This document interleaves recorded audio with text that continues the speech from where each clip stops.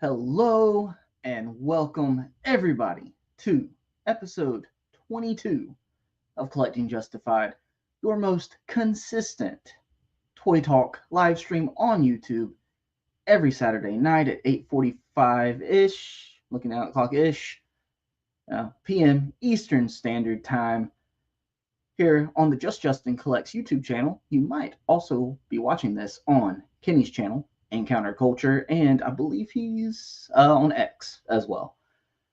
This second episode of 2025. What am I doing with my hands? Second episode of 2025. We haven't missed a week yet. 100% in 2024 so far. 100% in 2025, and we are going to keep it that way. If you're here live in the chat, let us know so you can get a shout out. Thank you so much. If you're watching on the replay, post a comment down below. Let us know, and we'll say hey. So, but try to be here live, interactive, everything, and you can join the Justified. And we'll get into that in a minute, but I cannot continue this live stream without bringing in my co-hosts, at least the ones that are here. Sadly, today we are without Andrew. He's back in the basement. Just the funds weren't met. We had to throw him back in there. Yeah, he's got to pay his dues to stay out, guys. He's got to pay his dues. And Alexi is still 1 week out. That's right. Breaking news. Alexi should, be back next Saturday. But if you're here just for Alexi, wait, hold on. We're still gonna have fun conversation. Don't go anywhere. So, but let me bring in my most prompt co-host right here. Let's bring in Kenny. Oh, it was me. Oh, hey, everybody. So I would say 110%. All right, not just 100%. All right, 110. 110. That's 110. right. Sure, why not? Right, a bonus 10%. Oh, why not? Why not? Yeah, why not? Kenny, you doing all right, bud? Good, doing good. Ravens are playing right now, so playoff football is in full effect. So I've got that going for me too. So it's a good Saturday. Kenny, I'm a Carolina Panthers fan, so I don't remember what playoff football feels like. So That's fair. That's okay. My grandma was a Panthers fan as well, and I feel for you. So all right, it's been a tough road, but we look promising going into next season. It looks promising. We finished on a good note. you got that There's go, yeah. Yeah, hey, it doesn't take much to give a Panthers fan hope these days. So I found a penny on the ground, most hope I've ever felt in 6, 7 years. I don't It was know, a man. good day. But before we lose everybody talking about football, Yeah. Back before we back lose everybody, back this on isn't a program. football live stream, guys. So come back, come back, come back, come I back. do. Sit They down. do have action figures though. McFarlane, since Oh, we love McFarlane, he does put out some football figures. I'm just saying it right. loosely Yeah, on topic there. yeah. I don't think we're gonna get those starting No, I lineup. don't think that. I don't think that crowd is here. But yeah, Nah, no. but to continue the sports talk, let's bring in the sports expert, Kenny. Let's bring in David Evans Smith. David, go ahead and let us know how did your team do this season? Yay, sports! Yay! I know next to nothing about sports, but I do love tight ends and wide receivers. see, Yeah, there you go. Something Yeah. for everyone. knew that was coming. I knew Best. that was coming. David, you were here promptly, right? Promptly? I guess not as prompt as Kenny. I don't Yeah, know. you know. I was here before you were sitting in that chair. I know that But I from what was I could see here. in the green room. I had to leave. I came Mm. back. It's okay. I was waiting on you. I knew it was going to be at least 10 more minutes. So, Really, really, yeah, really. The yeah. shade is real. The shade is real. The shade is real. That's why you got that hat on. Yeah, Yeah. a little extra shade. There you go. There you go.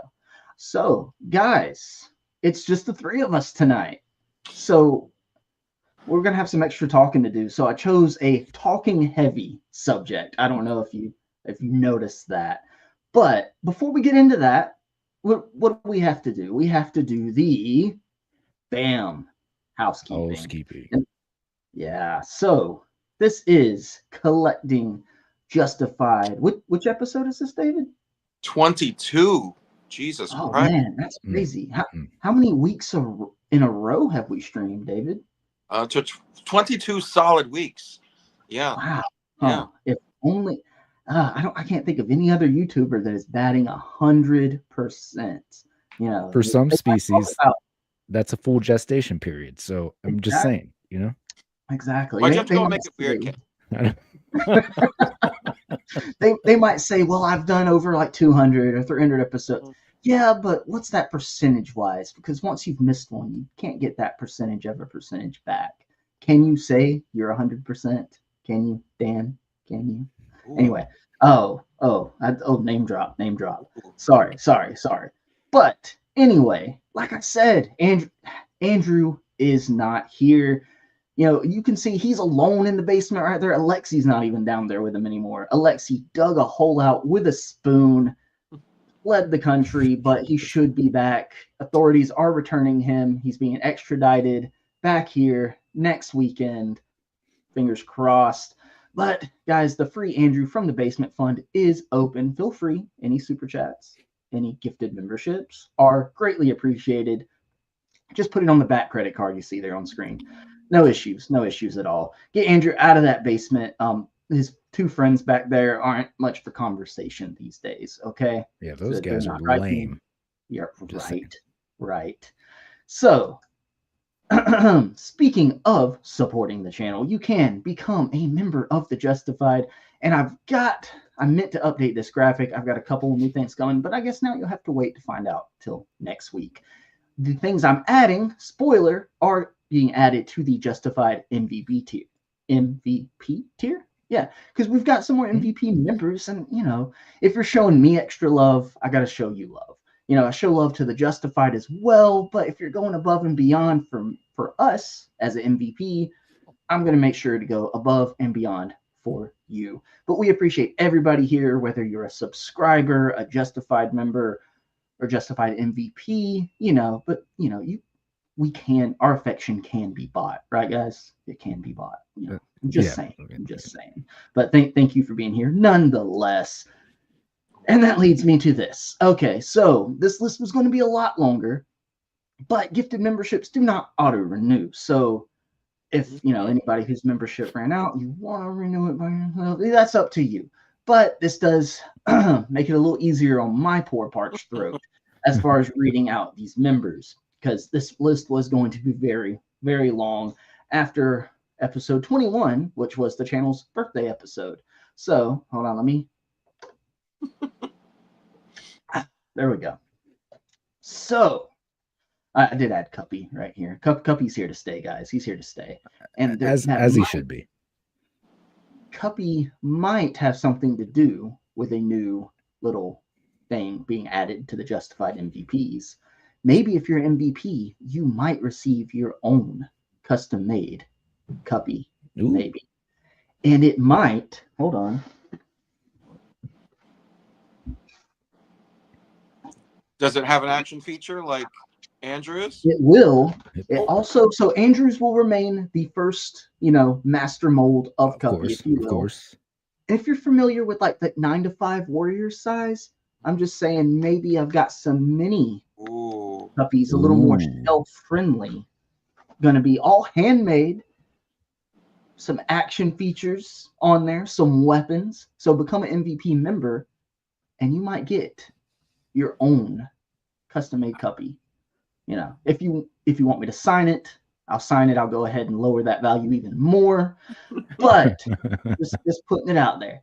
Andrew is in the chat. I have the OG Cuppy. He does. He has, you got to make that full-size one first before you can refine the little ones, But let's get into thanking our channel members, because we do it at the beginning of each stream and when, David? When at the end. At the end. Right at beginning the end. and end. Like a human centipede, right? But the justified MVPs are Agent Z-Man 12. That don't let that fool you. He's incognito. He's trying to be undercover. That is Z-Man. He joined us for our thankful episode where we were super thankful for everything and roasted NECA for an hour. Was that the right? Yeah, that's it. Yeah.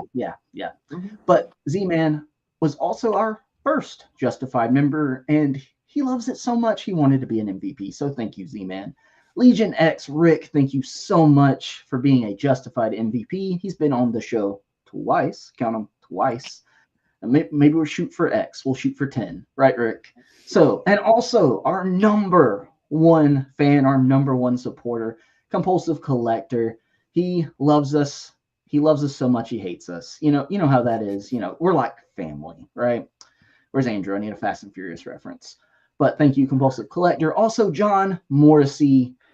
Love you, John. That's Kenny's number one fan. Thank you, John Morrissey. And we have an extra. Hold on. I need reading glasses. What's that extra name at the bottom right there? It's 3 names. David Evan Smith. That's 3 MVP memberships. His card will be billed 3 times. Don't worry, people. Thank you, David, so much. I was hoping that you would at least I would make minimum wage or something, and I could make back the money I'm spending on the definitely membership. Yeah. Once YouTube gets its cut, that money will go right back to you. Got it. Okay. Well, at least I got a mini Cuppy. So. There we go. Exactly. David, we're not letting them know it's 100%. Mini Cuppies. Where? Mm-hmm. But now we get into the justified members. St. James, Dan Who Reviews, Christopher Allen, Displayed Once, Kurt K, Ya Girls Got Legos, aka Alexi's better half, and Alexi's right here in the chat. What's up, Alexi? Oh, Jesse Hubbard, Brathian. Have we figured that out yet, guys? Brathian, is that how you pronounce it? Brathian? There's been no correction, so no correction. Brathian, when you watch this, if you're here live, correct me now. If you watch this on the replay, feel free to correct me in the comments. David corrects me all the time, so don't feel bad. Maybe Brathan doesn't even know how to pronounce his own name or their own name. It's okay, Brathan. It's okay. As long as you know where that join button, that like button, and that subscribe button are, that's all that matters here. You're welcome. Also, STM Figures, Phil Jones, Geek Fusion TV, Encounter Culture himself, little gentleman right here right below me. There you go, below me. Collecting Rush, Jay's Toy Collection UK, who I'm sure is sound asleep at the moment. Art G, the Blackder, aka Lorenz, aka David's mortal enemy, apparently, I guess that's happening. Phoenix, Shane Shooter, Brian Merchant, Bring Toys to Work, Darth Lopez, Frankie, Pack Photos, Kyle, Ravenous Collecting, Literally Action Figures, and Chris Murphy. Thank you, everybody. Starting to lose my voice again. I'm losing my voice like once a week nowadays. I don't know what that's about. But thank you, everybody, for being a Justified channel member. You're greatly appreciated. And the last slide is always the thumbnail for the day. So this is going to be our topic, what and why we collect. So I thought about this topic mainly because it was only 3 of us here today. So it gives all 3 of us plenty of time to talk instead of trying to do this long-winded topic with like 5 people on the stream, and it would turn into a Legends and Liquor, basically. So that's not a 7 hours Legends and Liquor, but probably like a 4 or 5. Don't need that. But this is a fun topic, and I thought about this because after last week's episode, when I went to work Sunday morning, I was in a really good mood because we hit 1,000 subscribers, everybody. 1,000 subscribers on the channel. We're still above that mark. Let me know, Kenny, I woke up the next morning and I was so scared to check my subscriber count. Because like, you don't want to see it. 999. Yeah, exactly. Yeah. I was terrified. Oh, I was terrified. But I was talking to a couple of my coworkers, and I was like, I'm not embarrassed by collecting anymore. I'm not. So I kind of just brought it up because I forget how it got brought up, but I brought it up and was like, oh, well, what is your YouTube channel about? And I told them. And in that situation where someone doesn't know anything about the hobby, you start to realize this is a really hard hobby to kind of describe on like what exactly you collect and why you do it. And it wasn't any hate from him. It was just like curiosity. He's like, oh, that's cool. And another coworker I talked to was like, oh, my brother used to do that and everything. He instantly went and subscribed. So that was awesome. So always talk to people about your collecting, especially if you have a YouTube channel. Subscribers are just out there. So also, you might pass the sickness that is collecting onto someone else because maybe they become, interested in it and they get bit by that bug and start collecting. So there's always that.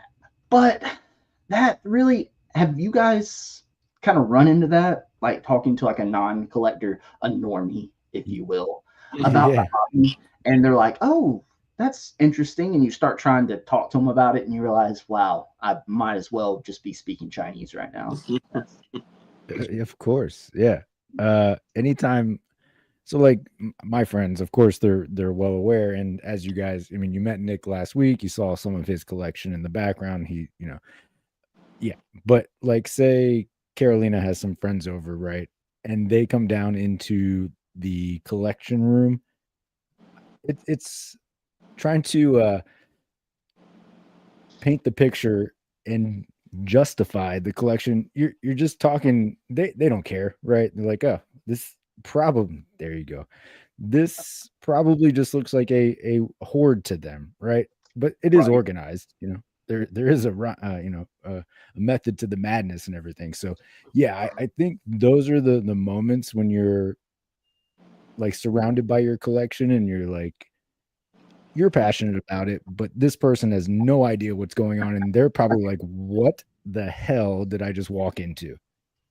You don't realize that just the amount, when I showed somebody pictures, they were like, oh, you collect stuff, that's cool. And I showed them a picture, and the first shot was just this wall behind me, not even the sides or anything. They were like, oh my God, that's a lot. I was like, really? No, it's kind of a humble collection, to be honest with you. I don't think it's that much. Let me show you the other wall. What?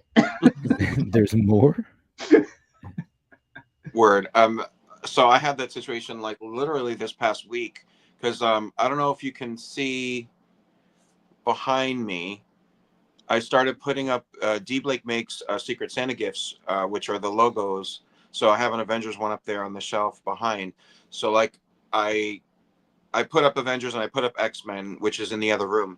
And I sent a picture of the X-Men wall to a friend of mine that knew I collect, that I talked to about things I collect. Like he's into like Thundercats from like the 80s. And so like every time I pick up something that's very retro and 80s, like I'll send him a message, and you know, he shares what he picks up from Thundercats. So like he saw a picture of this wall with the two X-Men logos in the 5 Detolf cases. He's like, oh wow, that's a huge collection. I'm like, That's half of it. well, actually, that's one wall. My entire apartment's kind of like that. So, you know, then he was like, "Oh wow, really?" And I went and took pictures of like each wall and corner of my apartment, including like this wall and the Batman corner and Power Rangers and MCU and the Savage Land with dinosaurs and Jurassic Park. Like I just kept sending pictures. He's like, "Oh wow, you were not kidding." I'm like, "Yeah, you know." I think it's the two reactions that I always get, either when somebody comes to my home or sees, like I show them my Instagram, they'll either say "wow" or "oh my god." Those are the only two initial reactions. Always, like never fails. It's one of those two things: wow or "oh my god." Yeah. So I love it. I love that. I love that reaction. I don't think anybody has ever looked at me. Well, I don't know. They may have looked at me like I'm crazy, but they don't look at me like I should I should do what I do, you know? Right. I think that everybody kind of can click into the nostalgia driver of that and understand at least that aspect, because they care about something, even if it's Yeah. not Exactly. what we collect. They collect something, or they. Collecting's been around forever. It's just been different stuff. Yeah. Mhm. And So Oh, sure. and I don't know about you, but like when you're showing the collection, like when people come, then they start to feel that nostalgia, right? Oh, I remember that, you know. Oh, Mhm. I love this when I was a kid, you know, and it goes kind of like you can see the nostalgia just cranking in their head, right? So it's kind of cool to you definitely get that initial reaction like, wow, oh my God. And you don't know if it's good or just complete shock, you know? Mhm. So right. You But just wait. it quickly, like if they're in person and they're in my home, like it, and then I haven't don't think I've had anybody over to my home since I moved, but in my former apartment, like it fades very, like that wow and oh my god fades very quickly and goes to like them like really looking into everything yeah. and seeing something new or something that they didn't notice earlier, and it triggers again something new, and so they just get kind of more enthralled and like Yeah. drawn into the collection. And some people that know, like my roommate, I'm very fortunate, is a geek, nerd, a comic book enthusiast, into anime, into the weeb shit as well, you know. So he's always been super easygoing about me taking over like 80% of the apartment for the collection when we moved. Yeah. But he always is just like, he'll take 10 minutes and like walk the apartment that he lives in and still find something new every single time that he didn't notice before. He'll see like, there's something different about that. You changed that up, or did you move this? And like, so like, even somebody that lives here besides me will be caught and triggered by something new every single time, you know. Yeah. And that's the wonder of it for me, you know, myself even. I'll And forget that I've got every now a and Jeff the then, Land Shark in a corner somewhere, you know. every now and then, you'll come across something that surprises you in your own collection. Like, oh, I forgot I had that. Mm-hmm. Mm-hmm. Oh, that looks good. I like Exactly. Whoever Who did made that this? did a good job with that. Who did this? But guys, so that's a little sneak preview into our main topic. So let's say hi to the chat. I think there's a few people in here that want to say hi. And then we can get into some justified pickups, right? Right. I think we all have something. I'm sad I haven't seen Compulsive Collector here. And yeah. all of our pickups are He'll basically stuff that he would love. he'll So I think I have a feeling he'll show up, you know. Usually he's about 20, 30 minutes right. into it he shows up, right? So hopefully right on time, you know, right Right. on cue. Right. We bantered long enough. Now he's gonna show up for the pickups and see all our great stuff. There we go. But guys, let's say hi to the chat. We've got JBTM back here again, says, wish I could be part of the stream. I've got my popcorn ready and I'm fired up. Thank you for being here, JBTM. So a lot of people have, I don't know if anybody's hit y'all up, but I've had people hit me up about being on the stream. We want everybody to be a part of this, whether you're here in the chat, but we have to kind of prioritize it by the people that, it's not pay to play. It's really not. I don't want it to be that way. But the people that are supporting the channel, I think it's only fair to prioritize them being on the stream first if they want to be. Like our justified MVPs. The only ones that haven't been on the stream yet are John Morrissey and John Compulsive Collector. So that's kind of John. Well, just both named John. Right? Yeah, you have to be named John. Yeah. Z-Man's been on, Rick's been on, David, of course, has been on for quite a few episodes at this point. So JB, we would love to work you in. It's just it's kind of a system, and we're juggling so many topics right now. I always used to think like, people making live streams, like, I wish they'd have this person on, this person on, this person on. And then actually doing it, I'm like, I see why. That's a lot of different things to juggle. Topics, constrictions, when these people can be on, and a lot goes into it. It's crazy, but I'm so glad you're here. I appreciate you being here, and hopefully we can make something happen at some point, my friend. Thank you. And who else is here? It is Z-Man dropping all the custom channel member emojis in the chat. Become justified if you want access to those. I think they're fun. And the more members we get, the more emojis we can have. I think all my slots are filled up now, but I've got more ideas when we get more members. So you never know. Tat Tat is here. What's up? Mark says he's here for the start once. Appreciate you staying up late for us, Mark. Mark's a great guy. He's awesome. And speaking of awesome dudes, Mike Hex, what's up, Mike? And Lorenz dropping the Captain Carrot emojis. That's your best friend there, David. He's not out for you at all. Not out for you at all. Jellyfigs is here. What's up, Jellyfigs? And what's Lorenz saying? He's like, watching a movie, but popping in to say hello. Might pop back in. Well, hope to see you back, Lorenz. Hope to see you back. Let's see. David and Kenny were both in the chat, dropping some emojis. Big Pixels and Plastic is here. Big Will, what's up, and how's it going? Speaking of Rick, there he is. Legion X. Make sure I'm not missing anybody. Christopher Allen's in the chat. Chi Collects. Hello, hello. Look, Andrew talking about Cuppy. He wants to make sure he reminds everybody his Cuppy is the OG Cuppy. Nobody can take that from you, Andrew, okay? That's right. And you have the biggest one. The biggest Cuppy ever. It's the best. Alexi is here. Your boys got toys.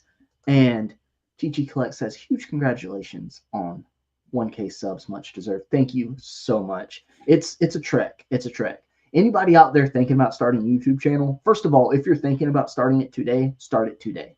Start it right now. We'll wait till after the stream. Yeah, not right now, but like right now, in 2 hours or so. To motivate you. But I'll say you're never going to be ready. You won't be ready until you've done your first like 50 videos, and then you still won't be ready. I hate going back and watching my first videos because it's cringy, it's bad, but you only get better by making bad videos.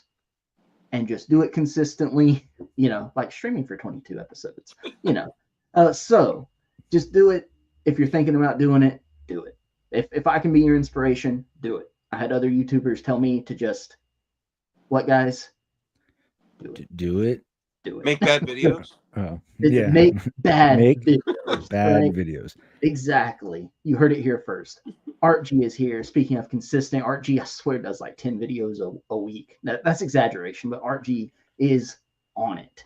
With the toy hunts, he does his Monday live streams, right, Art? Monday live streams.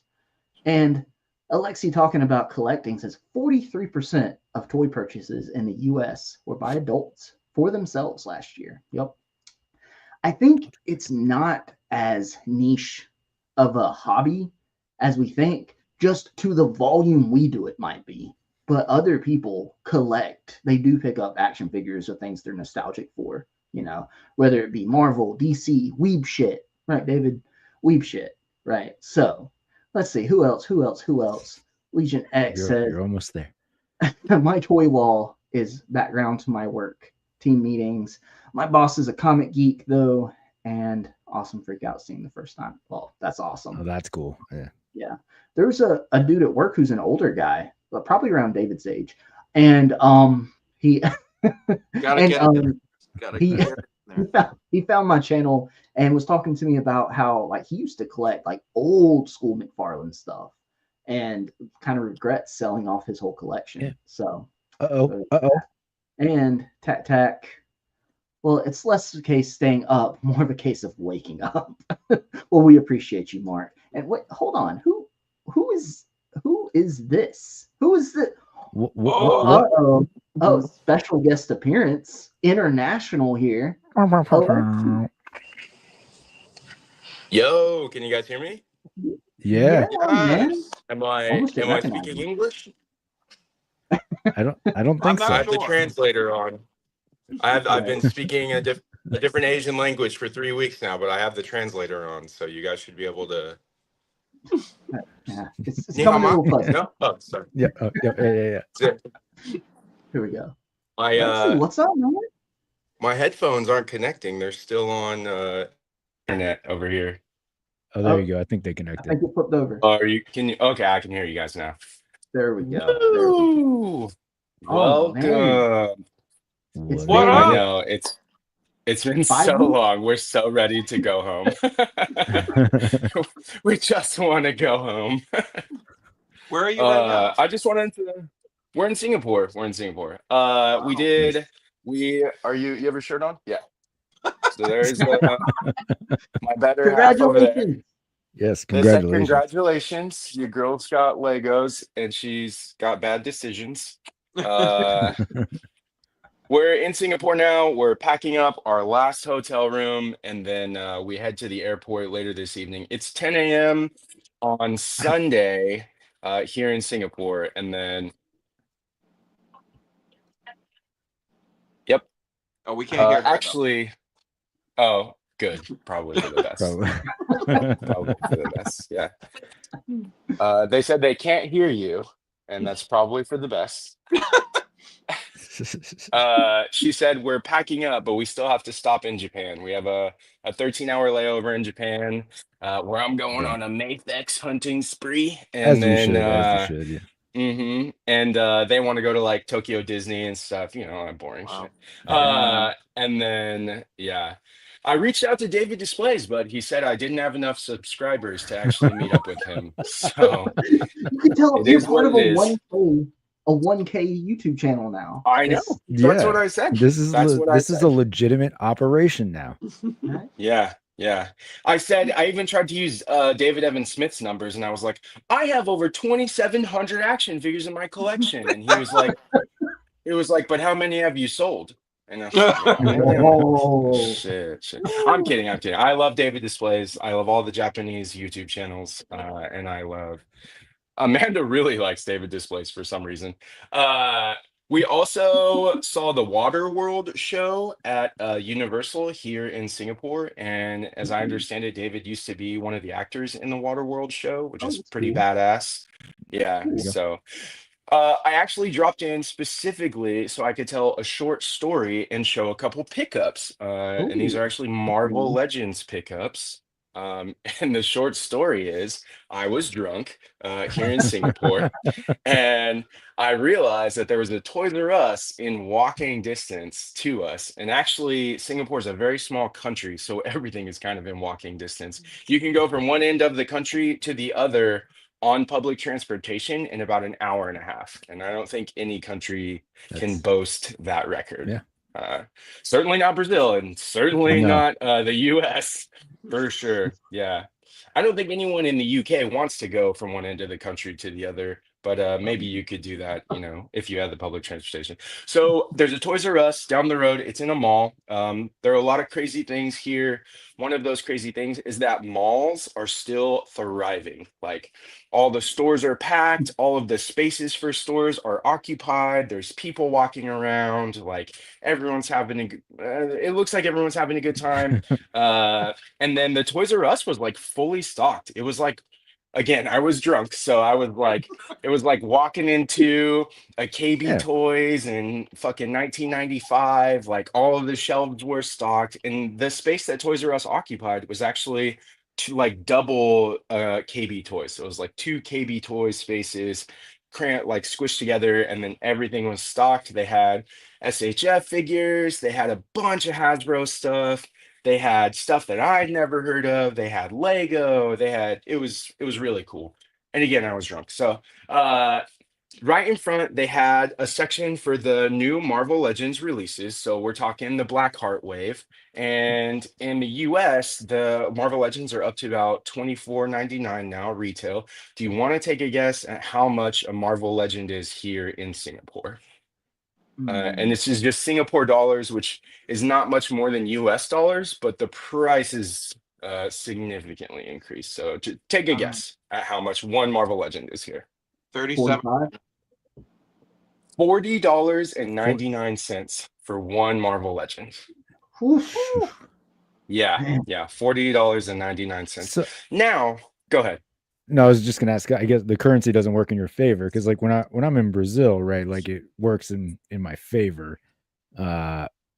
So like the Marvel Kind of. Legend, That's what I was gonna say, is if you reduce it or if you translate that to US dollars, it's still about $30. yeah, So you're still about $5 over like what US retail would be. But you're in Singapore, you've had a bunch of drinks, you've had yeah, Singaporean margaritas, we're drinking Sapporo, we're, anything they hand us, I'm putting it in my mouth. Anything. And so I go over to the brand new Marvel Legends shelf. They got the Blackheart wave front and center, and I see like, and I want Blackheart, right? Like, that's definitely one of the things I want for my collection. I didn't pre-order anything, and I was like, if I see him out there, I'll pick him up.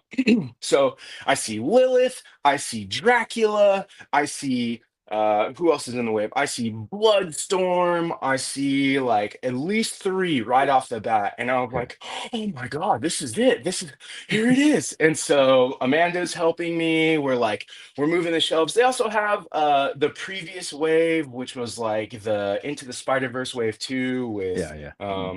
purple Spider-Punk. And what was the other wave they had, babe? It was like, forgot what the other one, like the previous two waves. And so we're just tossing figures left and right, trying to like gather all of them. And we get all of the Blackheart wave except for one. Someone in Singapore came in and they took every single Moon Knight off the shelf. Interesting. And guess which bath piece Moon Knight comes with? The The head. Fashugana head. Yeah. And I was like, no. So you've got no head in Singapore, is what you're saying. No head in Singapore. No head in Singapore. Lots of head in Bali. Lots of head in Vietnam, but no head in Singapore.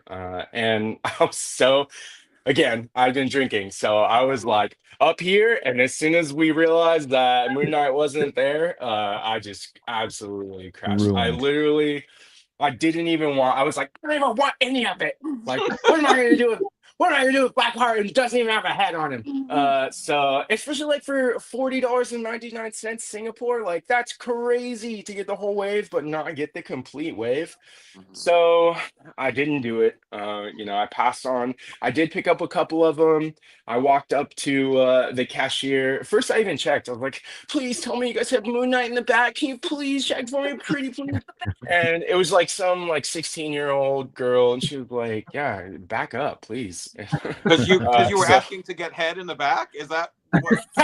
Tell me you did not go up to a girl, a 16-year-old not girl, at Toys R Us. and Not ask to at get Toys head R in the Us. back.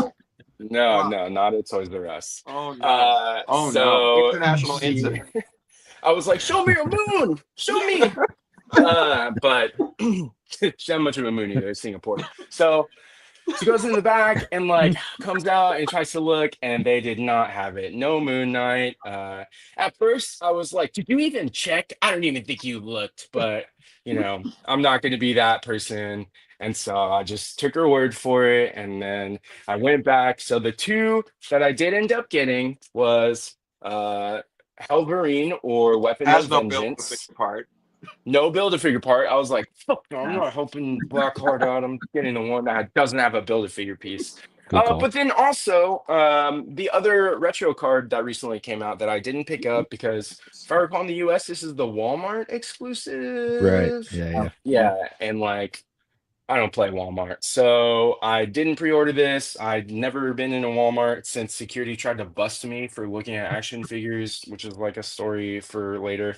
And so I picked this up.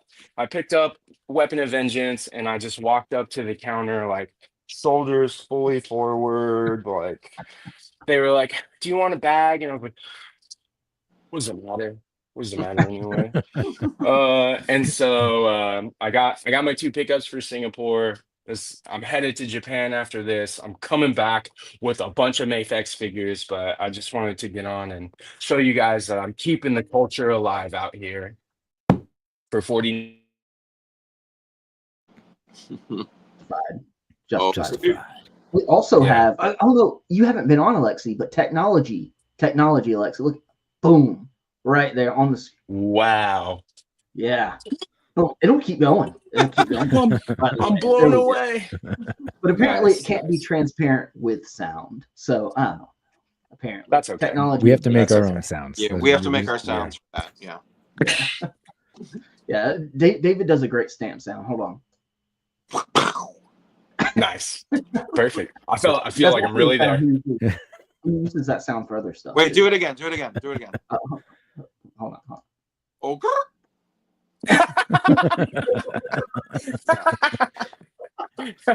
Perfect stamp sound. That's exactly what I hear every time I stamp stuff. Yeah. Perfect, David. Perfect. Alexi, we miss you, Nice. bud. I'm excited Yeah. for you to be back next week. Come back to America. Everything's great here. Everything's going great. Totally. Yeah. Come on. Yeah, Amanda's parents are like in danger of an evacuation order because of the fires in LA. I was going to ask, where do you yeah. live? Where does your home sit So, in relation to that?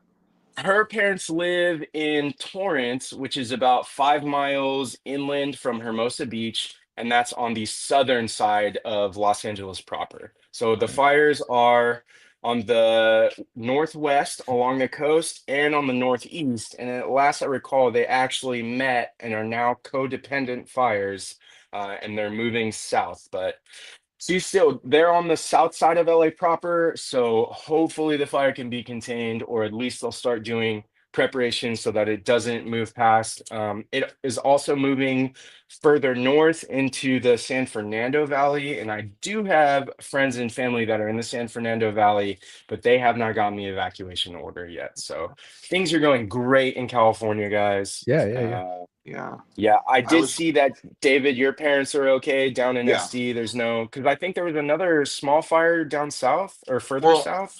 When I started seeing the news, I'm like, well, it's LA, and my parents are in Oceanside, which is like nearer to San Diego, which is more south. So I'm like, that doesn't sound like it's near them. But then I started, like, people kept asking me, like, are your parents all right? And I hadn't spoken to them. And I'm like, I started a Google image, like a Google search of like California fire map. And then it started showing all these little fire emojis like all over California. And then I freaked out. And then I called them like later than I probably should, but I just needed to hear their voice. And they were like, no, we're okay. Like, we're not near it. I'm like, all right, thank God, so, but you don't, Alexi, live near that, you yourself? No. Okay. No. Amanda and I are up in the San Francisco Bay Area. So, okay. No fires there yet, but they are getting nervous and starting to do more preparation and mitigation for wildfires up there because of the devastation in LA. And so if anyone watching has friends or family in the LA area that are under evacuation or their homes and property have been destroyed, my heart goes out to you. I hope everyone is safe and becomes safe if they can. So hoping for the best. There is a chance that we may get diverted from LAX when we fly back tomorrow or yesterday or however Whatever time it's going day to be it working. is, Yeah. Which actually it'd be nice to get diverted right to my home airport, but we'll see. That would be convenient. Yeah. So we'll see what happens. But my heart goes out to everyone. So please be safe out there. Word. You too. Be safe, everybody. Yeah. That's crazy. It's crazy. But man, Lexi, we're excited to have you back next week, my friend. It might be everybody. I got to check with Andrew and these guys, but everybody might be on. I don't know. I might be the only one not on if my wife decides to have That's this true. baby. I We're don't know still gonna what's have a going show, on. but yeah. Yeah, we'll still Yeah, have a show. yeah. Either way, Live from the hospital. I'll hop in with him in the chair next to me. That's Right? right. Sit up. Come on, be professional. Mic Guys, up the doctor, guys. mic up the wife. Justin, that's like the best pickup of the week. Oh Baby. yeah, just hold him up. Yeah. There we go. Exactly. Oh, Exactly. Yeah. Right. We'll stamp him on the air. exactly. There we go. I'm gonna find the right sound. I'm gonna find the right sound.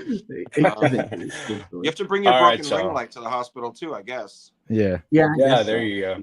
Yeah. Yeah, Yeah. it'll be a great episode. I'll hold up the baby. Alexi will hold up his trophy. David will hold up his trophy. Oh, sorry, David. I'm sorry. Oh, Sorry. I'll hold up something else. There we go. Justified. Nice. All right, y'all. I'm gonna take off. We still got to pack. The hotel's gonna kick us out of here if we're not ready to go. So I'll see you all next week and carve out an hour for my Mayfex pickups. Okay. We will. Be safe, Good to right? see you, And Alexi. again, congratulations. All right. See you guys later. Travel safe. Yeah. Love that guy. Love that guy. But anyway, let's see here. So Alexi brings an energy, right? He just brings just great energy. We're all pieces to one puzzle, right? Right. That Andrew brings the Star Wars knowledge because we don't have it, right? Yeah. Kenny just gets all the free NECA stuff from them sending him all this extra stuff, and then David brings the no, I'm sorry, not the trophy. The wisdom with age. There we go. Sure. There we go. And what do you bring? The controls behind StreamYard. Okay. The transparency graphics. Exactly. Yeah, I bring this. That is important. I mean, it is. We all have our roles. So let's see here. Oh, look. Compulsive Collector is here. Alexi popped up and John had to pop up. Told you he'd be right on time. And we also have someone, Uncle Dave's Movies and Toy Channel. Hello, everyone. Hello, Uncle Dave. Hope you're doing good today. And he has been watching movies. Andrew said that checks Japan out. is awesome. Yeah. Andrew said Japan is awesome. Andrew took a trip to Japan. I need to take a trip to Japan.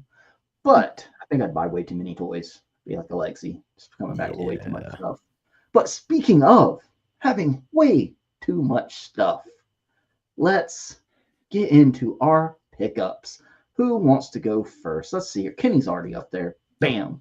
Kenny, what did you pick up this week? I know you weren't ready. That's why I brought you. Well, I'll hold on some things here. Well, okay, I was gonna hold on the McFarlane stuff, but no, John's here. You got to show John's off. Here. John's here to see we're it. Good. So. We're good. We're ready. So I did find the Superpowers gold Wonder Woman, right? So that will go. This is actually going into Carolina's collection, but it's part of the main display, so it counts, right? Yeah. Is that a chase? Keep those in package, or are you open? The Superpowers ones we keep in package. It's just I don't know why, because I'm not an inbox collector, but something about those. I don't. Do you need to articulate those on a shelf? Right? Because they don't have a lot of articulation. So what are you going to do with it, right? So it just presents better in the package. Mm-hmm. I support that. I endorse that. Yeah, David supports presenting packages. As he should. I did come across Mo and Krusty. So and the eyes look good. The eyes are good. So good. You better whip out that Krusty Mo, though. I got that Krusty Mo. Rip him out. Quick question for anybody in the chat and you guys here. Has anybody seen bad eyes on Mo? I haven't even seen a Mo with bad eyes yet. No. I think because I've only seen the one Mo that I picked up, so okay. But he's good. Maybe because he's sort of got the big brow, the squinty eyes. Like they didn't give a lot of room to mess that up, you know. Gotcha. Yeah. It looks more centered because there's less of a surface area, I feel That's fair. Exactly. Kenny, I'm just vibing with you today, Kenny. Just bam. Before I get into my last pickup, so earlier in the Legends and Liquor chat Lorenz was talking about how his wife picked up some random like anime figures, right? And he has no idea why, she's into this. So I'm at the mall today, and Carolina has gotten into these. I don't know if anybody knows what this is, but Sunny Mm. Angel. Okay, apparently this is a big thing on TikTok, like a few months ago, maybe. I don't know. I don't even know if I can show these. They're like these half naked, like baby things. Um, one of my wife's coworkers collects those. I think Well, that's there what you you're go. telling Yeah, me about. it's a whole thing. Yeah. There were at least 1,000 of them available for purchase. So of many varieties. So there's that. So Lorenz, I hear you. I hear you. I'm with you. And then my last pickup, because When did there's you start collecting Superman? well, I figured I had this big hole in the collection, and there's like this guy who has this S on the chest, and S is my favorite letter of the alphabet. That's a weird. That's And you not true. needed I him don't to know. fill the hole. Fill your I needed him to fill my hole. Yes, Yeah. and that was that. So I picked this up, and this could be a contender for this year's worst. So Yeah, I don't know how I feel about like the 12-bit yeah, so digital design, you we're know. we're already starting that list. So I But don't the know. head of that is not like digitized or anything, right? It's not. So It's you a could weird head potentially sculpt. pop that off to another. And do another. I think I might try that because like I like the idea, right? Because I had like I talked about last week, I have the video game shelf, so it has a spot, but the head sculpt is really weird on this. Yeah. Weird head. Alexi couldn't find any head, and It's not been a good week for head. no, man. Is that Yikes. from the Build-A-Figure wave? Right. It is, Is that yeah, the dark side is and there's also a chase of that. So like it's all like a bright orange Superman. So I'll have that also to complain about at the end of the year. So yeah. If you're interested and you want to see just exactly how many Superman figures Kenny has in his collection, go to Encounter Culture. The link is in the description down below, or you might be can do watching that. this on this channel. Check out that huge Superman collection. That was epic, Kenny. That was epic. Thank you. That's So, it. That's it. You didn't pick up Oh, any of oh, those wait. platinum. Oh wait, no. Hey, there should be a little more Superman How in could I this. forget? How could I forget? This was Oh my goodness. keeping the McFarlane alive because there's a definite void of McFarlane collecting. I did get the Christopher Reeve Superman figures, and they sent me the chase, so that was good. And I'll tell you what, man, like I love this because who would have ever thought that we would get a Superman 3 action figure, right? I'm still waiting on Richard Pryor, but I don't think that'll happen. So at least I have this for now. So that was cool. And I'll tell you what though, you guys both got this before me, but this is a good looking figure. So I love it. I have to say I've watched all 4 of those movies now since I've gotten that figure, and I cannot justify Quest for Peace being your favorite Superman movie. It is. I'm just saying. Officially not justified. We need a transparency of that, not justified or unjustifiable. You just make it a failure one. There we go. I mean, what's up with like the pointy nails on Nuclear Man? Well, yeah. Like, he went to get a manicure pedicure. And yeah. like, it was the 80s. Give me the talons. Like what? David. Okay. It was like Kenny said, it was the 80s. It was a wild the time. 80s. Yeah. I wouldn't know. I'm too young to remember. Yeah. David was already in college in the 80s. Don't let him fool you. So that is a perfect transition to David's pickups. David, what did you pick up this week? Well, I know how much John has missed the McFarlane talk, so we're going to keep that going. Hey. So one of the things I was really looking forward to was adding another good boy to my collection. So Ace the Bat Hound is here with his cool little collar with the bat symbol on it and his black mask, so that you don't know what which particular dog is really Ace the Bat Yeah. Hound. You know, got to protect the secret identity of Ace the Bat Hound, because you know you can't just say, "Oh my God, Bruce Wayne's dog is running around with Batman." Like, why? You know, so you have to put a mask on the dog as well. You know, That's right.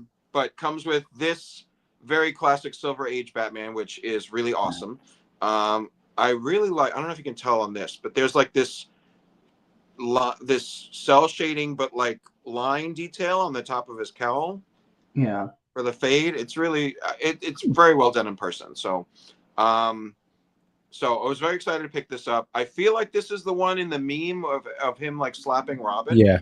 Right. It So looks like it. Yeah. I just wish he had a slapping hand. Like they should have added a slapping hand to this figure. Do you not take a? Do none of the other 300 million Batman figures come with a flat hand? I don't think so. Probably I not. don't think so. And you'd have to match the blue, you know. So I don't know. But I also know that there's a rumor this year of a bunch of rainbow costume Batman figures. So I think this is probably going to be what they're built on. Yeah. There's going to be an orange Batman and a, you know, green Batman and a yellow Batman. So Why not? excited for that. Excited for the rainbow Batman. And then today, I was in the Target toy aisle and looking for something to spend my money on.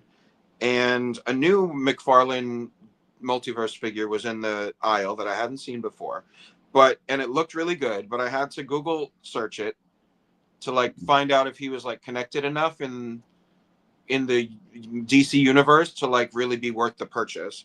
And then I had to Google image search like which costume, because the platinum version was more eye-catching to me and I feel like it's rarer. But the orange and red version, so I'm hinting at what it is. So this is you may not know this character, but his name is Geoforce, and he's from the Batman and the Outsiders comic book. He kind of becomes like the leader of that team.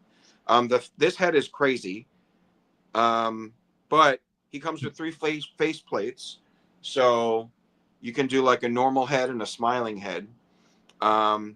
And he's got earth powers, so he can control. He's the half brother of Terra from the Teen Titans, and he can control earth and wind, and can be a geolocator. He can find anybody in the planet. So that's him going crazy with his earth powers. So needed to pick It's up like this. Google Maps. There you go. Google Maps. The original Google Maps. So I landed on the classic. This is the platinum version. This is the classic costume. That, but it's like it seemed to be what he wore more in his classic era. Okay. So I dig it. I dig it. Is the regular version very different, or is it just like a couple little differences? Well, it's a different logo. It's an orange and red costume. There's some differences in the chest area, but like I think all the like the boots and gloves and belt things are the same. They're just painted differently. He had like in orange and red, he had a couple of different looks. So this just seemed more classic and more like Geoforce. And I'm like, if you have earth powers, like a green costume seems more logical to me. So yeah, I definitely dig it. It's just an eye-catching thing. Like it's a character you want to know more about, I think. So yeah. And he's crazy powerful. Yeah, those are good effects. Those effects came with them? Yeah. Really? Yeah. And they're doing the faceplate thing. So like the hair sculpt kind of gets in the way of yanking his face off, because the peg is like right in the middle of his forehead. So like you have to like tuck it under and plug it in, but I know how to plug it in. So yes, he does. Yes, but I think I'm gonna keep him with the crazy face, because that's just wild, you know? Oh yeah, that's a good face sculpt. Honestly, I like the white eyes. It's really cool. Yeah. And when I Google image search him, there was an image of him with that expression. So like a friend of mine that I sent a picture of this to was like, he's never pulled the crazy faces. I'm like, well, but he has. And I sent him this picture. So yeah. What other great McFarlane figure has whited out eyes, David? What other great McFarlane figure has whited out eyes? Captain Carrot, the best. Oh, the best. True. The best. True. Agent Z-Man in the chat says he thinks the first appearance Batman has a slapping hand with the platinum version. Really? Yeah. Wait, I have that. Let me check. Okay. Let me see. And Kenny, before you go, your number one fan is here. John Morrissey. What's up, John, what's up? Hey, gang. Hey, chat. Sorry I'm late, but my timing is excellent. He showed up right when Kenny was on full screen. And Lorenz doesn't know what we're talking about with the 80s, David. He has no idea. He wasn't there for it. And Well, it hasn't happened yet. 2080 is like a long way. Exactly. We'll be there eventually. Don't you worry. And Alexi says Geoforce had a big impact in Flashpoint. Okay. That- Thank you. Yeah, And- like if I don't know the character, I'll like do a quick Google image search to figure out like if this costume is right for me to get, and then I'll do a Wikipedia search. He has a slapping hand. Oh, he does. He does. It's not quite the same blue though. No, it's But- definitely a like more of a powder, Yeah, kind of pale blue. yeah. But- This is very vivid. If he's doing the slapping motion, you can just put like Or, put a lightning collection effect on it. Mm. There's I think the Ninjetti Rangers came with like a swishing effect on a couple of them. And I yeah, know there's a white one. So put that on the hand. yeah. Yeah, there we go. He can slap that one Robin, your favorite Robin in your collection, the candle wax Robin. I don't Sure. know. Call him Yeah, Wax sure. Robin. Sure, the PG version. Mhm. There we go. All right, One name for him, yeah. there we go. There we go. And Lauren says, "Hey, I don't even know if I'll make it to the 20s. Mm. I don't know, Lawrence. Not with I that don't know. attitude, you won't. Yeah, that's We're all gonna make it there in wheelchairs." Hang in Oh. there. Hang in there. All right, David. What else do we have this week? No, that's it. That's all I picked. That's it. That's it. You're supposed to have more McFarlane for John. John came all the way for the McFarlane talk. Don't worry, John. I'm There's not a- going to open. there's a I'm not gonna minimum 3 McFarlane figures per week now. Exactly. Yeah, man. I'm not going to open with McFarlane, John. Don't worry. But however, I will open with some weeb shit. Look at this. Oh no! Oh. Somehow worse. Look at how this. Okay, so this is SH Figure Arts / it's Monster Arts. SH Monster Arts. This is a Yu-Gi-Oh figure. This is Elemental Hero Flame Wingman from the second Yu-Gi-Oh series. Is that the real name? Yeah, Elemental Come on Hero now. Flame Wingman. So he's You a are fusion. trolling us, They man. couldn't come up with something better than that. I mean, it's pretty on the nose. Speaking of Elemental, That's like David, I named him. That's like me looking at it right now and naming him. It's like Superman. right. So speaking of elementals, David, this was a fusion of the main character used a deck called Elemental Heroes. So all of them had used different elements. So there was a flame one and an air one that used wind. And this was the fusion of those. And this was like one of his ace cards he would use early on. It has a freaking dragon for an arm with an articulated jaw. Look at that. I mean, it's Yeah. not helpful when you have to go to the bathroom, though. Right, yeah, but you know. You just unfuse, right? But then do both of you have to go to the bathroom? I don't know. How does that work? Anyway, the wing articulates question. into 2 bits. So he Comes has with 2 wings, extra but on hand. one side of his body. Yeah, so it has 1 wing. Because, it's a fusion. It's half of one, half of the other. Doesn't he just fly in a circle all the time then? Yeah, I was gonna say that seems like No. flight would be impossible. Look at this. He would just fly in a circle, Justin. No, it's Yeah. wings on one side, Yeah. okay? The I will teleport- match you weeb shit for weeb shit, man. We can do this all day. Look at this articulated tail. It is fully segmented and every part is on a joint. So that's crazy. Comes with this great blasting effect that the only thing I hate about it is it has no way of plug. I wish they had a way of just holding it here. Yeah. But let me put him down. Whoop, about knocked my ring light over.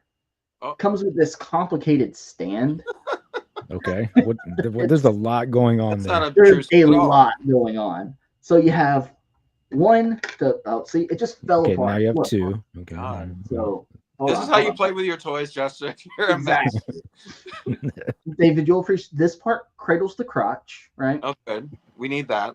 That's Right. Most important part. Yeah. This part, like holds the back of the wing, and then this one holds the effect piece. So is there an instruction booklet that tells you all that? There are two. There are two Oh. instruction booklets for this. So yeah, that's a thing. That Rick is curious. What the hell does weeb shit mean? I Weeb wish I shit knew. I wish has I knew. been at least half of my collection, Rick, has been dubbed weeb shit by David and John. So not John Wolfsey, compulsive collector John. So, but yeah, this thing is awesome, guys. I will say, so if you're a fan of the anime, a fan of the card game, you'll like this. I don't If think you're that an person action is figure, watching the stream. right? Yeah. If you're just an action figure collector, stay away from it. It's a SH Monster Art, so it's more on the expensive side. It is very finicky to pose around and everything. This wing is very heavy. This arm is very heavy. The stand is a pain in the ass. If you want to get it just because it looks cool, don't get it. Don't bother. Only get it. Only pick it up if you're a Yu-Gi-Oh fan. So there's my 2 cents. I like it. I enjoy it, but it is a pain in the ass to pose around sometimes. So just a little bit of honesty, a little bit of transparency there. So John is in the chat.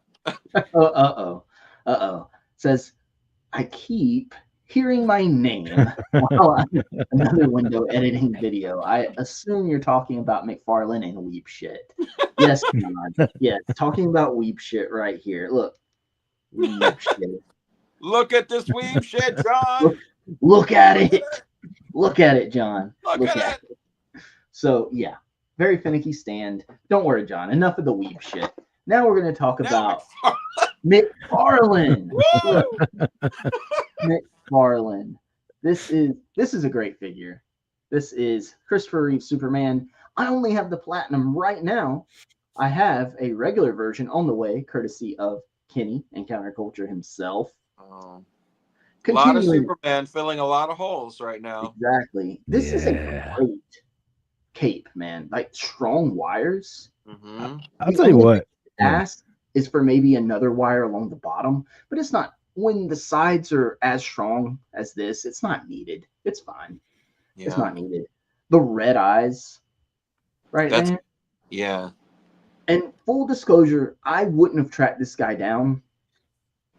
I only wanted the regular version, but I saw it just sitting there on the shelf. So for retail, just sitting there on the shelf, a platinum version, comes with the red eyes. I kind of had to. And it was like, I'll get it, and then I'll decide what to do with it. You know, maybe somebody I know will want it. I told Kenny, he ordered a few hoping to get a platinum. I told him if he didn't get a platinum, I would just trade him the platinum for a regular version.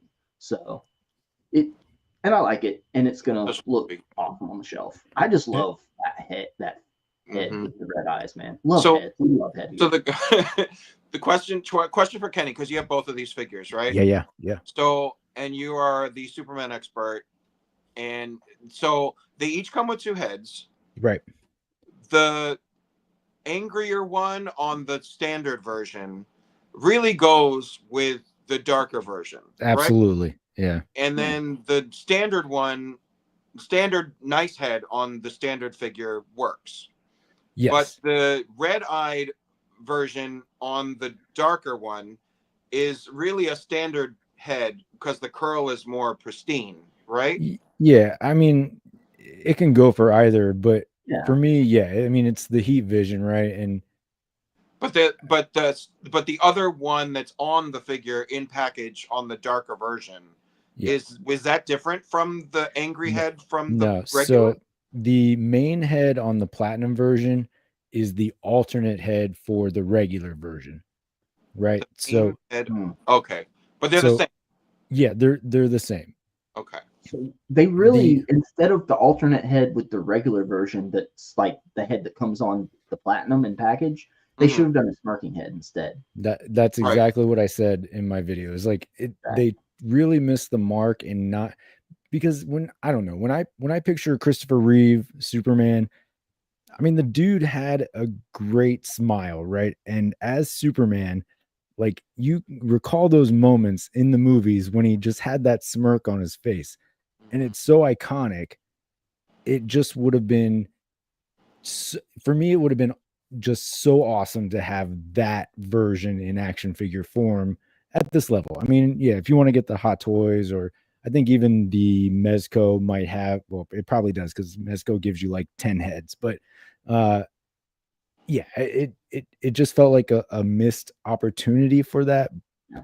But I mean, the regular pretty straight laced head is good, and the likeness is on point, but Do it you was just, do you guys think that the next most likely one we get is a Clark Kent, or would they do like Lois and Lex and I would love Clark Kent would be great. Look, it Yeah. would be cool to get Lois and Lex. I just don't know that there's a huge market for Right. those, right? Like they would probably come in some set. It would it would be like the Joker talk show set, right? It's going to be the Fortress of Solitude.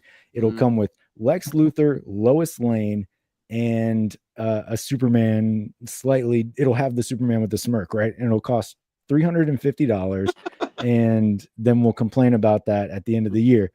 But my main complaint would be no Robert De Niro. Of course, right. But they could have a glowing Marlon Brando face, like in the wall of the Fortress of Solitude. Oh, and that would probably drive the price to $375. Right. Just for the likeness rights, you know. But Clark Kent would probably be the most like wanted. I think so. Desirable next character from that franchise, right? Yeah. I think so. In both like comic, well, in three ways. You do comic, animated, or movie. There aren't a lot of Clark Kent figures. There are some, but there aren't a lot, right? And I think it makes sense. I don't know what. I need to blast his head on Christopher Reeve. Yeah, I don't know what. There's not anything to lose in doing that. So yeah, I could see a Clark Kent Lois Lane 2-pack. I'd be in for that. Yeah, okay. I could really see that. That'd be interesting. Can you imagine him doing a cloth goods jacket and having the S? Oh, that'd be crazy. Maybe I don't know. Would be in the Fortress of Solitude set, like right. It would be $560. Now it's $560. Yeah. Well, so technically, if we're going to work that, let's really think about that for a minute. So if they did a Clark Kent with the opening shirt, the jacket and arms could still be hard Plastic. Goods. Yeah. And the shirt underneath could just be soft goods that you could get gripping hands that you pulls it apart just enough. Pull it apart under the jacket. I like that. I like that. It doesn't need to be full like suit like Mezco soft goods. Yeah. You know? But that would need that awesome. One bit. That's and it. Maybe a bendy wire tie. That'd be cool. How about that? One little wire. I like it. Yeah. That's cool. That's McFarlane. You've got 3 brains here. Justified. There we go. Justified idea, David. But I'm sorry, John. I'm sorry to go into the weeb shit instantly, and then the McFarlane. So now we'll go on to my next McFarlane pickup. Here is that armored Batman from Batman vs Superman. And guys, I posted a picture in the group chat. This is an awesome figure. I had this pre-ordered and canceled my pre-order, but then came across this. It's my local shop had it.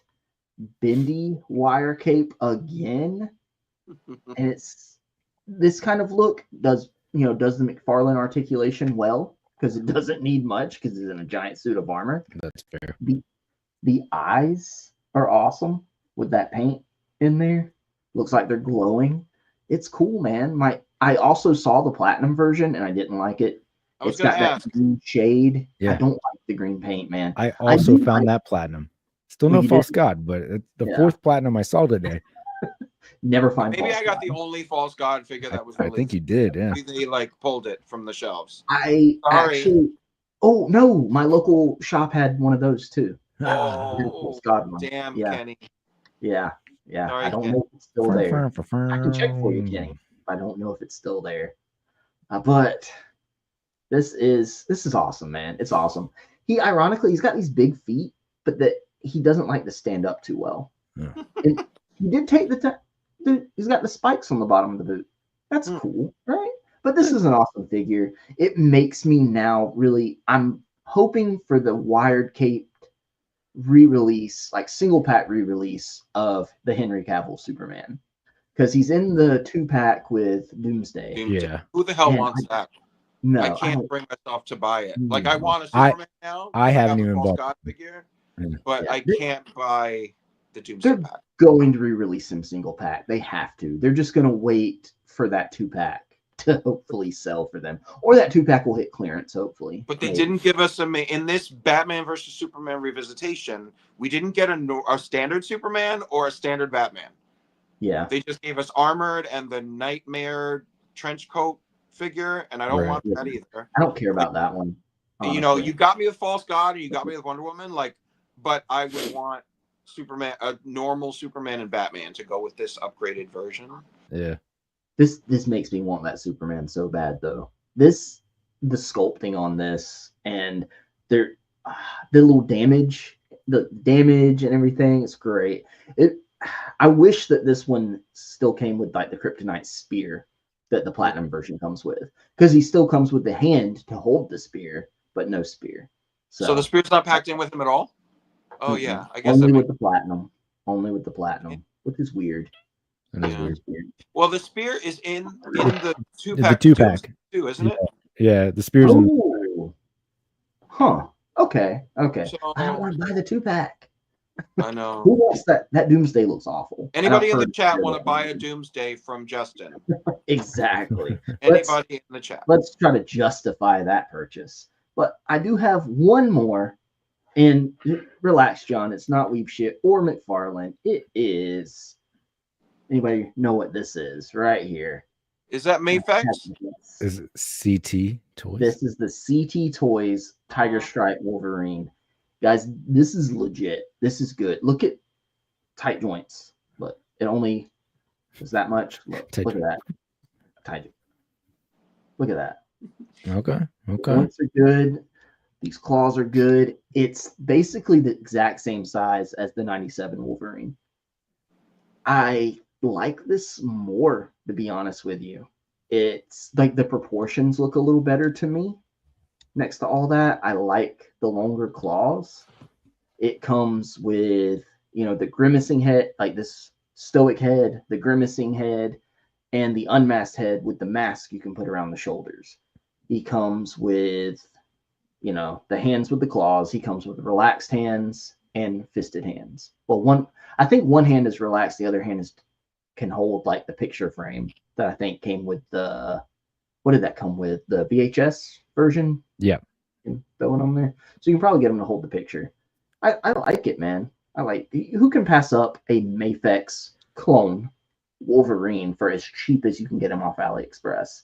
I will say, if you go to get these guys off AliExpress, make sure you're getting it from a good seller with good reviews and that it says CT, because there are also like lower quality bootlegs out there too.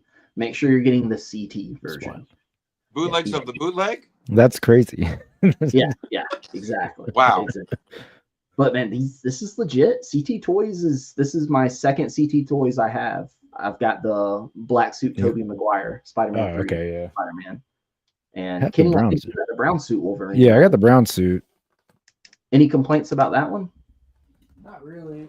Did you get the bootleg of the brown? Grabbing. No, I mean, look, I paid $18 for this thing, right? So it's a really great figure. My only complaints were just there's a little bit of discoloration on the arms, but for what I paid, I mean, it's a really good figure, So the arm hair isn't like unpainted, so there's that. Like on the 97 Wolverine, where it's just like plastic, just skin colored.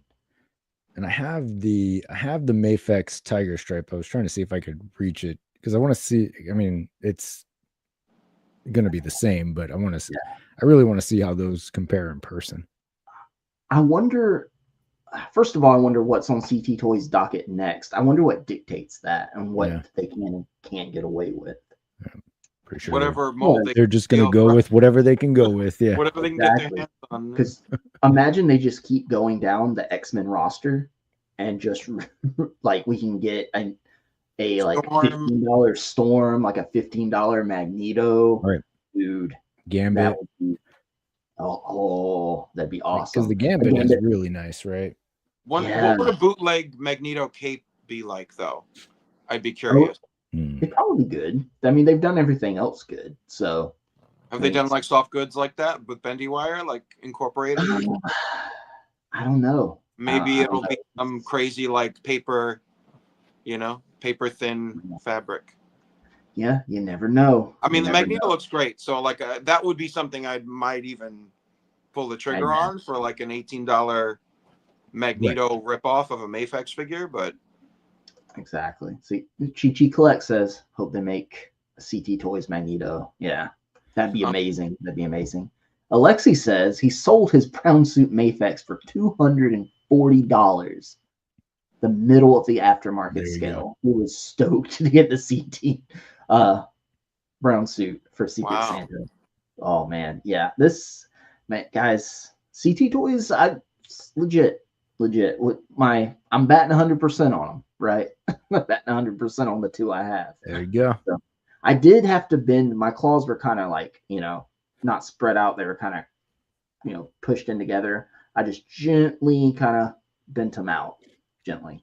But they're nice, man. They're nice. No complaints. No notes. No notes. No notes. No notes. And he scales well, as long as you don't put him next to a McFarlane figure.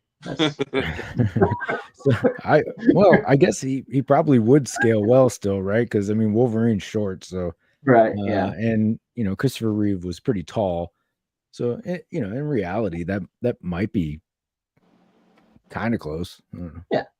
Maybe not, definitely not, but kind of close. Oh, yeah. Shout out to the chat. I think I see a Jason Smith in the chat, and I'm pretty sure that's a guy that works in my store. So, hey Jason, what's up? Hey Jason, I'm back to work on Monday. I'm still out. Appreciate you being there. Make sure David gets a lot of work done when he gets back. Okay. Always. Right. So guys, let's get into our main topic, the what and why we collect. So like we're talking about it a little bit at the beginning, right? It's for me anyway, it's kind of a tough question when I get to talking about, as long as you're talking to other collectors, it's easy, right? It's easy. But you get into like people that don't collect, and I have a lot of family members that support my channel and like what I'm doing, but they're not collectors. They just think it's cool that, oh yeah, you're going for it. Good job. You're doing it, buddy. Exactly. You're doing it. I don't know what you're doing, but you're doing it. And I love it.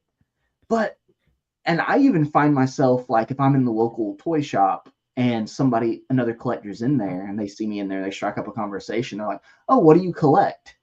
I'm like, what don't I collect? Whatever I like, I guess. I don't have like I think we were talking about this a couple weeks ago, or maybe it was last week after the show. It's like having a niche inside a niche on YouTube. Yeah. It's like I don't have one thing I collect. It's not like, oh, I only collect Marvel Legends. Oh, I only collect, SH Figure Arts Dragon Ball Z. It's like, if I like it, I get it. that's basically it. Sorry. Shout out Cole's Cave yeah. From the UK. Still Shout awake at this hour. Good to see you, Cole. Cole is absolutely killing it on Instagram. If somebody like a mod or somebody wants to drop Cole's link to Instagram in the chat, if you're not following Cole on Instagram, you need to. You talk about his pictures are right up there with the top tier Instagram photographers, like toy photographers. He is killing it and growing fast, and you need to drop him a follow. Get on that bandwagon early so you can say you were there, and go check out all of his pictures because they're amazing. What's up, Cole? Glad to have you here, bud. Alexi or somebody that has access, could you drop Cole's Instagram in the chat? The 9 to 5 Warriors pictures were good. I saw like he posted those the other day, or some other ones the other day, and man, they're looking really good, dude. Oh man, talk about two things I love mixed into one. I love the 9 to 5 Warriors line and Cole's photography. I saw that. Yes. Yes, Yeah. man. 9 to 5 Warriors, a friend of the channel. They've been on. Yes. Yeah. Yeah. I cannot wait to have my little mini cuppy. And it's going on the shelf right next to my 9 to 5 Warriors figures. So, and that wave 2 coming later this year. So that shelf's going to have to expand. It'll be amazing. Oh, yeah. Let me see here. Can I pin that? Here we go. No, not put Alexi in timeout. Sorry. I do not want to put Alexi in timeout. Let's see. I'm trying to pin Alexi's comment right there Oh. to the top. Can I do it? There we go. There we go. I pinned it to the top. Okay. Yeah. In the chat, it's pinned to the top now. Go follow Cole on Instagram. But anyway, there we go. Thank you, everybody. Z-Man, you're here every week. I can make you a mod. I need more mods because all my mods are like on the stream usually, and it's kind of a pain in the butt. So anyway, I can't have them pull double duty. I can't have them pull double duty all the time. So let's see who wants to start. Let's get into the. You want to do the what? I was first, wondering if David, or you want to do the like. why? See, I wish I thought to like give you suggestions about what graphics to make, but like I thought you'd do like a chart of like every toy line, and then like check us off if we collect it to talk about what we collect. Right. Maybe in 2027. That's a lot. Yeah. We'll I might have table those graphics done by then. But so when I think about, should we do why first or what? They kind of intertwine. Really. Right. David, I know the what probably is quicker to get through. Yeah. Than the why. So David, I know you've talked before about, your whys a little bit. So let's get into the what's first. So we did an episode with Rick where we went through our collections and everything. So if someone were to stop you in your local comic book store and say, "Oh, hey, I see you picking up that Batman 66 figure. It's probably your, 309th in your collection right there." There we go. You got to have at least 300 of those Robins. And someone was to ask you, David, "Hey, what do you collect?" How would you even that look like they've been at the bathhouse orgy? There you go. There we go. Well, so I would say primarily I collect Marvel Legends because that's the biggest portion of my collection. I collect, and then the list of what I don't collect is G.I. Joe, which I have a shelf of, McFarlane, which I have a wall of now. So all the DC stuff that I collect right now is from McFarlane because he's really the only one doing DC figures that in a price. We've talked about this in an accessible price point with a wide range of characters that you can build your world out. Mafex is doing great DC figures, but they're just not in my price range. So if CT wants to start doing Hush Batman figures, I wouldn't turn it down. CT Toys. I'm just saying. I've also collected Jurassic Park. What were they called? The Amber collection. The Amber collection. Yeah, the 6-inch. Yeah. So the Amber collection, and then like the dinosaurs, I would get the super colossal versions of any of the big ones. My goal was to have like one type of dinosaur, one of each type of dinosaur in the Savage Land, and I'd mix my Savage Land X-Men into that. I collected Lightning Collection from Mighty Morphin Power Rangers from Hasbro, RIP, Lightning Collection, Moment of Silence. My heart's acting up again. Oh. Yeah, all of our hearts. NECA Teenage Mutant Ninja Turtles based on the animated series I've collected. I did collect Fortnite for a hot minute when they were doing figures, and they had kind of a bunch of different releases all over the place. But I was thinking about you actually, Justin, about that because you need rabbit figures, and Fortnite did a Rabbit Raider figure in a pink. I had that too, and I sold it. Well, look into reacquiring it, because you do. That's like Yeah. the most bunny themed figure. Like he had bunny slippers on and the full pink bunny outfit and all these like rabbit Easter themed accessories. So you might want to, you know, get that. And White Rabbit from Marvel Legends, do you have her anymore I would or hope ever? so. No. I don't. So get into that. You need to amp up the rabbit shelf. So Yeah. and does that cover most of it? For I think- rabbits or your collection? My collection. Oh, yeah, I yeah. think that covers most of it. I'm now into Jada Street Fighter, so Yeah. I'm collecting that. Now collecting Jack's Pacific Simpsons.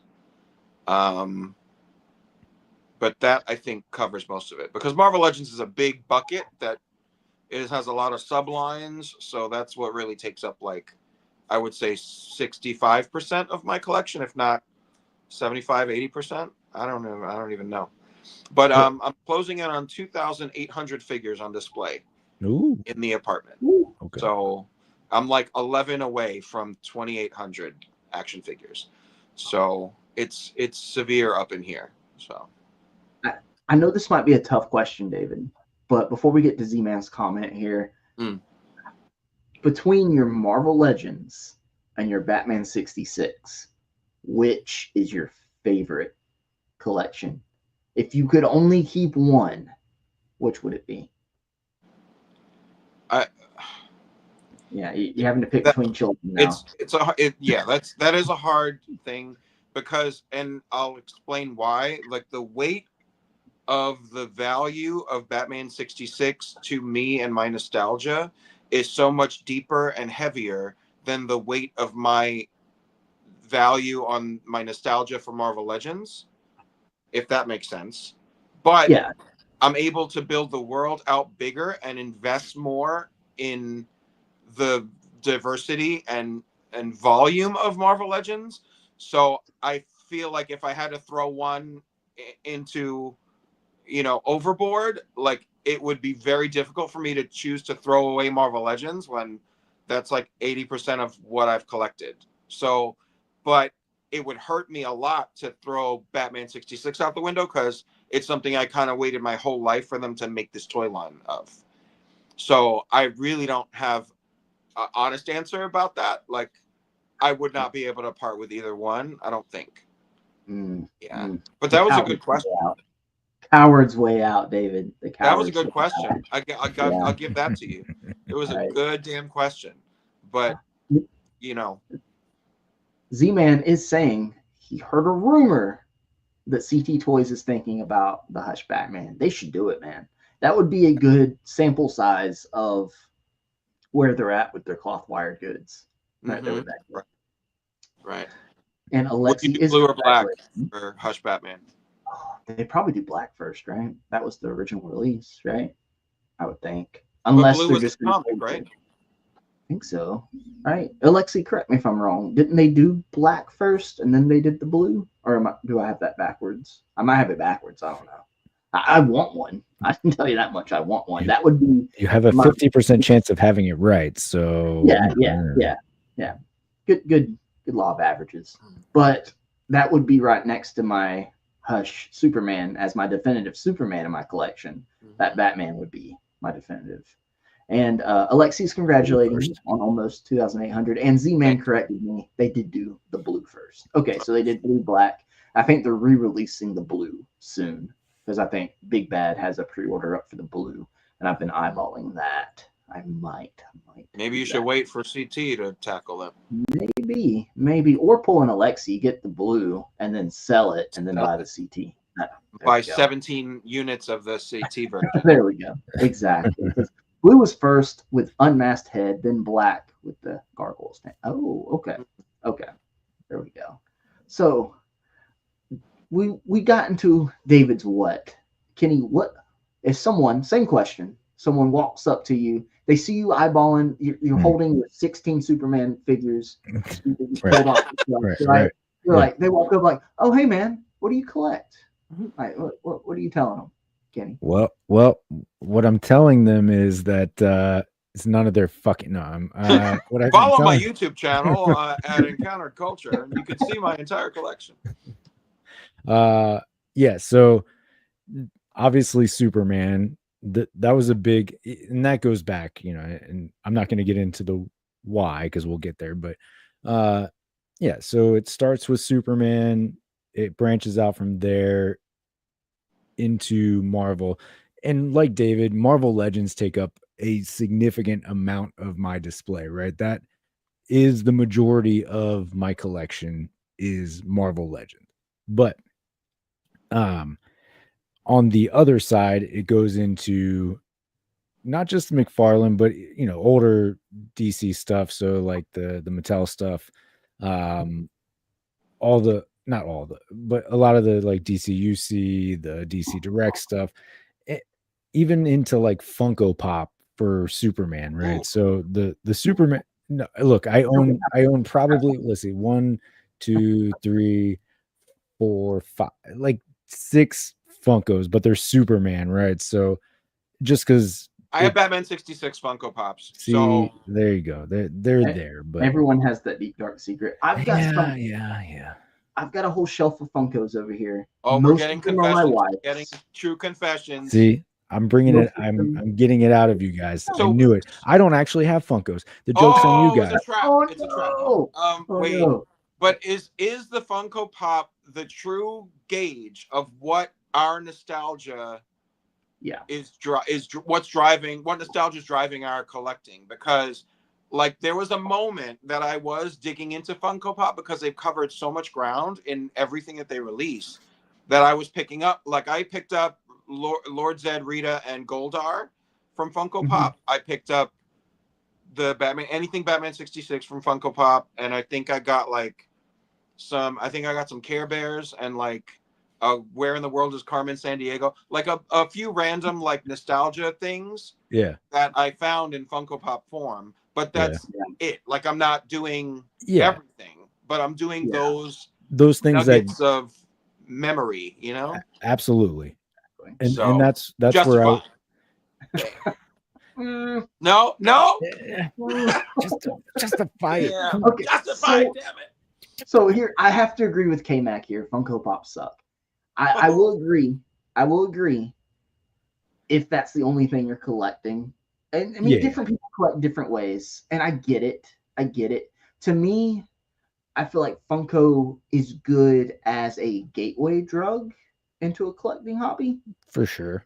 In my mindset, so over here, it's my wife has some Funkos. She's a huge Little Mermaid fan, and she loves Stitch. I love Stitch too. So like, it's all her Little Mermaid pops, her Stitch pops, and Stitch stuff. And then we get into the few that I have are characters from properties that don't have a figure. Yeah. Like I love the Kubo movie, Kubo and the Two Strings. I have a Is that Kubo weed category? Funko Pop. It's a look it up. It's a fun movie. I forget what animation studio did it, but it was a fun movie. It's not that old either, but it's a good movie. And it's like from the Waterboy movie. We're never gonna get Waterboy Funkos. I have a couple of Right, those. I have a yeah. Tommy Boy Funko, and that's it, really. No Jingle Yeah. All the Way. Oh, I do have a Turbo Man. I do have a See, Turbo. there you go. I do have a Turbo Man, and that's it. So, and I used to have some in my early collecting days. I had like Power Rangers, Funkos, and stuff. But then it's like as I build out a collection, I would get rid of the pop, Yeah. and that's the way I kind of gauged that. But I think they're good for people that they don't care about it being like super articulated or anything like They that. just want the representation. Yeah. Exactly. Yeah. Exactly. But I feel like now if you're watching this channel and you're a Funko collector, just pick up one articulated figure. Like if you like Power Rangers, you have Funko Power Rangers collection. Go pick up a Lightning collection figure on the aftermarket. Get that in hand and let the sickness start. You know? Once you start moving it around, you see like the extra hands and like, oh, I can pose this. I can have it kicking Goldar. It's like, and then you pick up the Funko and you're like, oh, that's supposed. Oh wait, no, it wasn't supposed to. It's off now. Oh no, but yeah. So Yeah. I get it, but I don't get it. If that makes sense. I'm No, kind of look, like for me, the Superman stuff is varied, right? So it's not from one line. I don't have I don't have any rules for the Superman display. Whereas like with the Legends, for me, it's like specifically Legends, unless Select has a version of a character that is better or it's the only representation, right? So like I'll mix in stuff over there, but for the Superman stuff, it's the Wild West over there. So anything goes. But yeah, so that's why there are some Funko in there. Mixed with, dude, I have everything from like Funko Pop to like Catholic candle with Superman as like a patron saint on it. So I mean, a true it's Superman fan. yeah. Everything goes over there. It's But then like, all right, so moving on from Funko, because I don't want people to think where we've gone. You know, this channel hasn't gone that low yet. So NECA, definitely a lot of NECA stuff. Diamond Select, not just Marvel Select, but like Diamond Select stuff, like the Ghostbusters behind me. Those are the Diamond Select Ghostbusters. Just because I feel like they're really good representations of the actors. So, and I like those. Again, not getting into the why, but a lot of my collecting started with collecting movie related figures. I've always been a big movie fan, big movie guy. So that's kind of where the collection started and went from there. Back into what it is though. Let's see. So yeah, Jack specific, right? With the Mario stuff, the Sonic the Hedgehog stuff, the Simpsons stuff. Mafex and Mezco with the Superman and Wolverine stuff.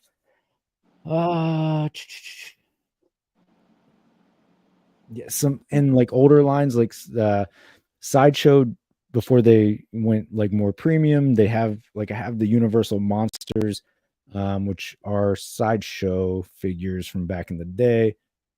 Soda Toys, SD Toys, some like older companies who did some really cool things back in the day for movie related figures. Thinking like the Blues Brothers figures over there, again, going back to the movie thing. But yeah, I mean, there are a lot of lines to collect and a lot of,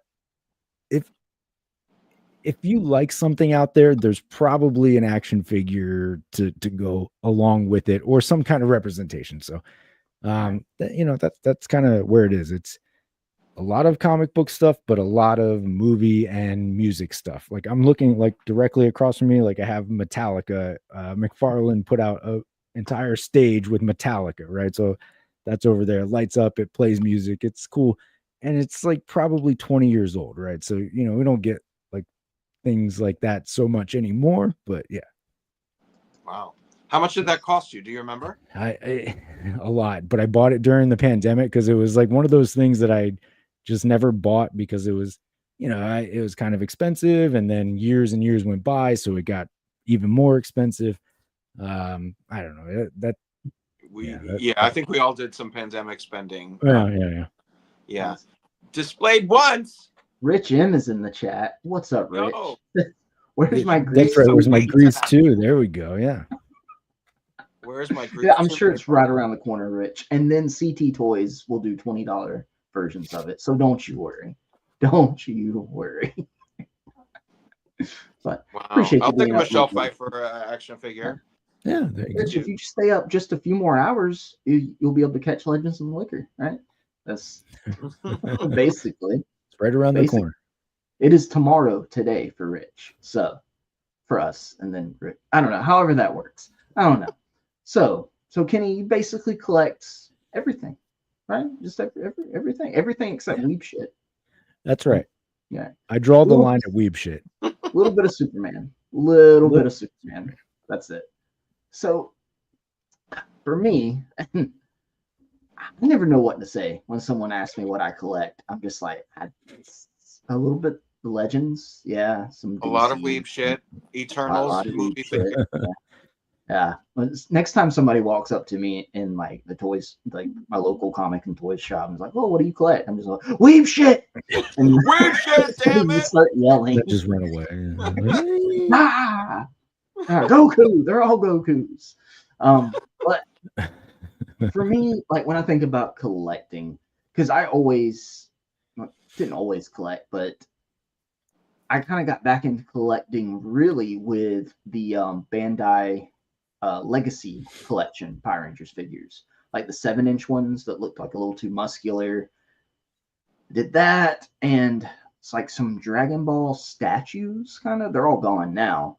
And then it slowly, I found like a Marvel Legend on the shelf, and this was, I guess it was like when Infinity War come out, or kind of like right around there. So, because I had stuff, but I wasn't like a 6-inch action figure collector or anything like that.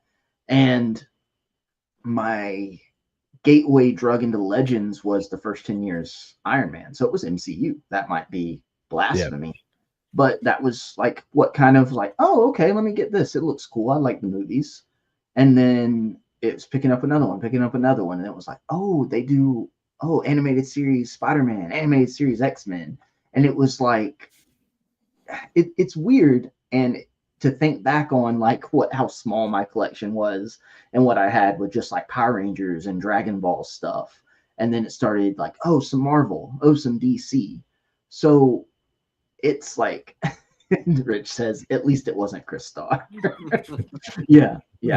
It was the entire cast of Eternals, though. So let's I had not forget. I don't even have that anymore. I don't even have it anymore. That's I had what to I like would say sneak too. it into something else I sold. I just like put it in there and hope they wouldn't notice. And they took them. So I just wanted this free space in the cube, and I didn't even want to bag them up and put them in the closet. So it's fine. It's fine.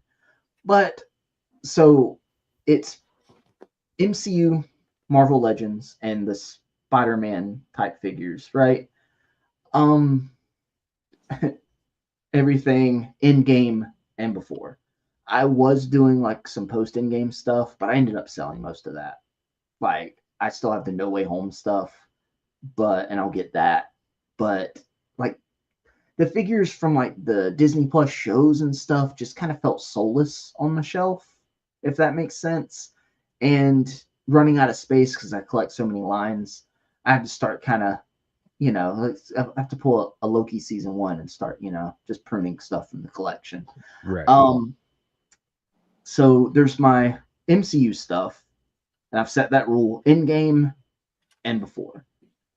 And comic, I'm not really worried about because I had some comics when I was younger, but I'm growing up South Carolina. I didn't have any comic shops around. Yeah, didn't read. How's that for stereotype? Me not know. I don't know how to read. But my cousin showed me a book once. But nah. I had some comics, but it was just like comics that would be like on the little like the newspaper stand at the grocery store and stuff like that. So it would be random comics. Like I had one where like Wolverine was fighting Hulk and like other ones, and I had like a bunch, but none of them like lined up, and I didn't know where the stories are going or what finished. At the end when it was like continue on this issue, I was like, well, I hope that's at the Ingalls, the local Ingalls, I guess, because otherwise I'm never going to see it. We didn't have comic shops or anything like that around here. So my big gateway were the animated series. So that's why it's Spider-Man the animated series back behind me, and then X-Men the animated series, and then you get into, it's TV, growing up in the 90s and everything. Pokemon, Yu-Gi-Oh, Dragon Ball Z, blah, blah, blah, weep shit. Power Rangers. I'm a small Power Rangers fan, right? Just a little, yeah. You see my broken ring light right there. Power Rangers. And then you go over here, you see the weeb shit right there of weeb shit. Yeah. So all that. Let me see if I can get that put back on there. Call in the chat says Street Sharks. Street Sharks, yeah. I don't remember much about Street Sharks. Like I watched Teenage Mutant Ninja Turtles, Biker Mice from Mars. I feel like I did watch some Street Sharks. Does anybody remember the Mighty Ducks animated series? Anybody remember that? Yeah, and the toys. Where are those boys? Yeah. Where are those? Nacelle needs to do Mighty Ducks next. I feel like since it's Darkwing Duck a Disney property and also a professional hockey team, there's probably some issues getting that out there now. But yeah, I already have my NECA Darkwing Duck, so I mean, they did Darkwing Duck and Nega Duck. I mean, who else do I really need from that, right? I mean, Does that scale with like NECA Teenage Mutant Ninja Turtles? Animated? are you guys familiar with Barnyard Commandos? That sounds familiar. Like I remember a commercial I about. used to collect these things when I was a kid. I'm gonna grab something. You still have one, or at least No, all of them. they've re-released them for some reason. Wow. Here's the NECA Darkwing Duck, Okay. and here we go. I've got the biker mice right next to me, so let me. Okay. Right. That looks like it would scale with a Ninja Turtles, like an animated. I think so. I will say that if another company did this, they would probably do them better than NECA. No, wait, this isn't NECA. This is Diamond Select, actually. It's Diamond Select. I don't know why I'm saying NECA. This is Diamond Select, actually. Oh. I apologize. They're not that great. If anybody watched my old review, it's probably terrible. Negaduck, like his arm broke straight out of the package. Very brittle plastic. I'm scared to move them around, but they look really nice. They look really nice. But if like someone like Jada were to do Darkwing Duck, that'd be awesome. Nacelle could do Darkwing Duck, that'd be awesome. That'd be cool. I think there's a market for it, right? But whoever does them needs to do a cloth wired cape. And a hat will stay on the head. This hat doesn't want to stay on the head. But, so you're spoiled now for a bendy wire cape, right? Like there's no turning back for you. Now that McFarlane's doing it, no other company has an excuse to not do it. Yeah. Like Hasbro has no excuse. NECA has no excuse. Jada doesn't need an excuse. Jada's already doing it too. With so yeah. These are $22.99, the McFarlane ones, right? And McFarlane isn't a tiny company, but it's not one of the big boys either. So don't get that. It's not a Hasbro. It's not a Mattel. So I mean, he also doesn't have a boardroom full of investors. He has to impress either with numbers. So there's that. But what did you go to grab, Kenny? Okay, so I was talking about these Barnyard Commandos, right? So when I was a kid, they would always be at like random toy shops, probably KB Toys, but also like you could maybe find them at the dollar store, right? So they were much smaller though in the late 80s, early 90s. But Premium DNA did like a full update of these in like Super 7 style, right? So you got these and they're just barnyard animals, but like with military grade weaponry, right? So is that a rocket launcher? It absolutely is. Is that a cow? No, it's major legger mutton. So it's a sheep. The one you have, is that a cow? Oh no, this is definitely it's Corporal High on the Hog. So it's a pig. Did they These are like bad drag names? Yeah, they're not. The names aren't great. I'll tell you that. Did they do a rabbit, Kenny? No, only rams and porks, right? So I think what I can remember and looking at the back of the box here, the bad guys seem to be the porks and the good guys seem to be the rams. That's so racist. I'm just telling you what I see here. Wow. Oh man. So Rich in the chat is saying just need to go ahead and give in the soft goods and go with the Barbies. Bendy wire capes, then you want sweaters on your figures, then natural hair. Just buy that Barbie, Justin. It's okay. And Z-Man says just avoid the wicked Barbies. Wicked Barbies. There you go. It's a fun game you can play in your local store though. Any of those wicked dolls, flip it over and just see if they have the blacked out like web address. Apparently some people are still finding the ones without it being blacked out because they recalled them all and then like did that on the packaging and sent them back out. At that point, man, just leave it. Take the lawsuit and leave it. The toothpaste is out of the tube, man. It's already. That's right. Just know what you're looking for. You know what you're searching online. Just deal with it. So long story short, my answer would be everything I like. Really, if I like it and there's a cool figure of it, chances are I'm going to pick it up. I mean, look at this abomination. Look at this. Look at this abomination. Yeah. They're What He the flies in a circle. it's 10:44. We're kind of in after dark, man. I try not to cuss on this channel too much, but what the fuck? I love this. Like, what are these designs from Yu-Gi-Oh? I cannot believe they made this figure. I got fucking Elemental Hero Flame Wingman before I got a Buster Blader or a Celtic Guardian, and that is before I got Dark Magician. Like the thing. I mean, we got Blue Eyes before, Blue Eyes White Dragon before, but the fact that we actually got this is crazy. This shows anything is possible. Anything is possible. Black dude just in cusses. I don't know too. I'm a dad now, right? So I don't know, man. I'm the also day, a daddy. yeah. Oh, No. I've been called daddy. Yeah, there you go. He's daddy. But guys, so now we can get into I guess the why. That's a good segue into the why. David, why the hell do you collect when you collect? That was a good why do you collect it all? So Why? lay down on the couch. Lay down on the couch. It's not the casting couch. Don't worry. I've been told Lay down on the couch. Seems like it might be. And tell me, David. Let me lean back in my chair. Why do you feel like you collect? I just want to highlight the Cull's Cave is the daddy. Right. Just so that everyone knows. Just so to be that you clear. know, so that I know, so that our children may someday know. Lorenz, that's exactly what I'm asking. That was the segue. I don't know, but yeah, apparently that was the segue. Yeah. Daddy issues. We collect because we have daddy issues.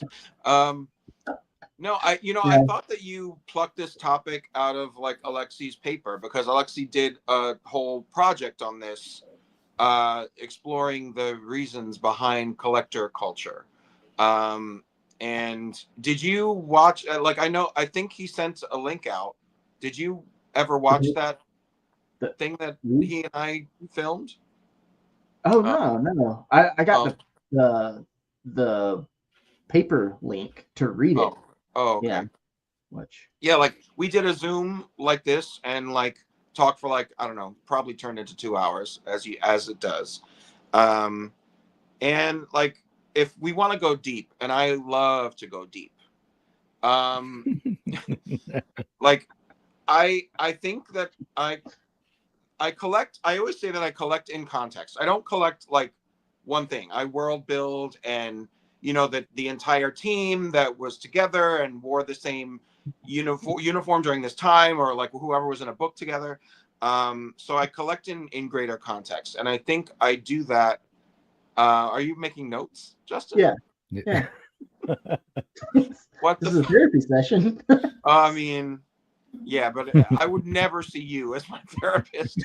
I think that's the biggest red flag. Yeah. I think there are some big issues. Yes. No, I mean, I think I used to. I'm an only child, so let's really go back to the psychological roots. Now we're digging deep. So like one, I never had to share anything with a sibling. I never had to, like I never had anybody to blame if shit went wrong in the house because like I never had a sibling to like point the finger at. But I used to get lost in a lot of comic book stories and animated series, and I used to love like the team dynamic in a comic book or on a show. LOL, you boys got toys. Oh, I know. It's private. But I watch it so fondly every week. And yes, I have a ceiling of just Janet Van Dyne above. Yeah. All the wasps. But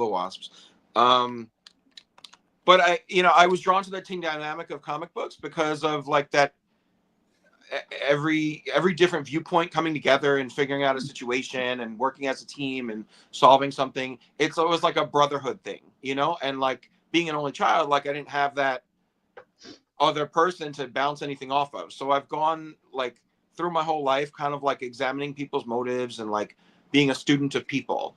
And so I think part of me collects for that, like to feel kind of comforted by building a team out and building out a world.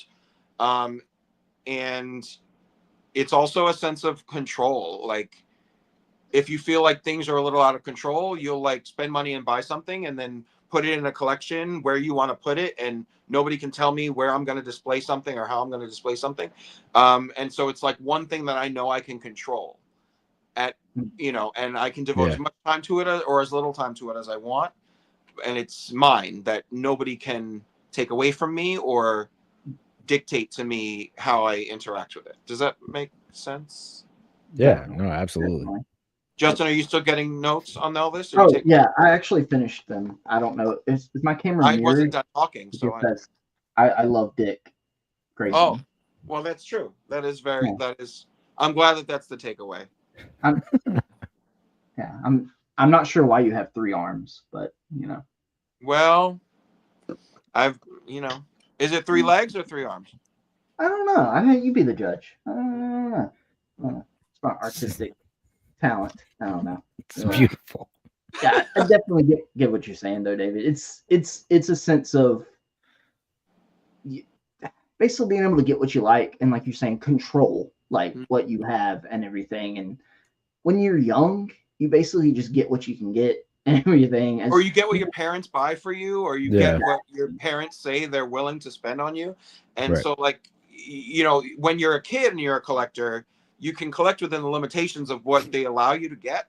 But when you're an adult and you're a collector, the world is yours, and you decide where, as long as you don't spend your rent money on the toys and you still have a place to live and food to eat and clothes on your back. But like I guess in my adulthood, like that's the thing I feel like I exert the most control over.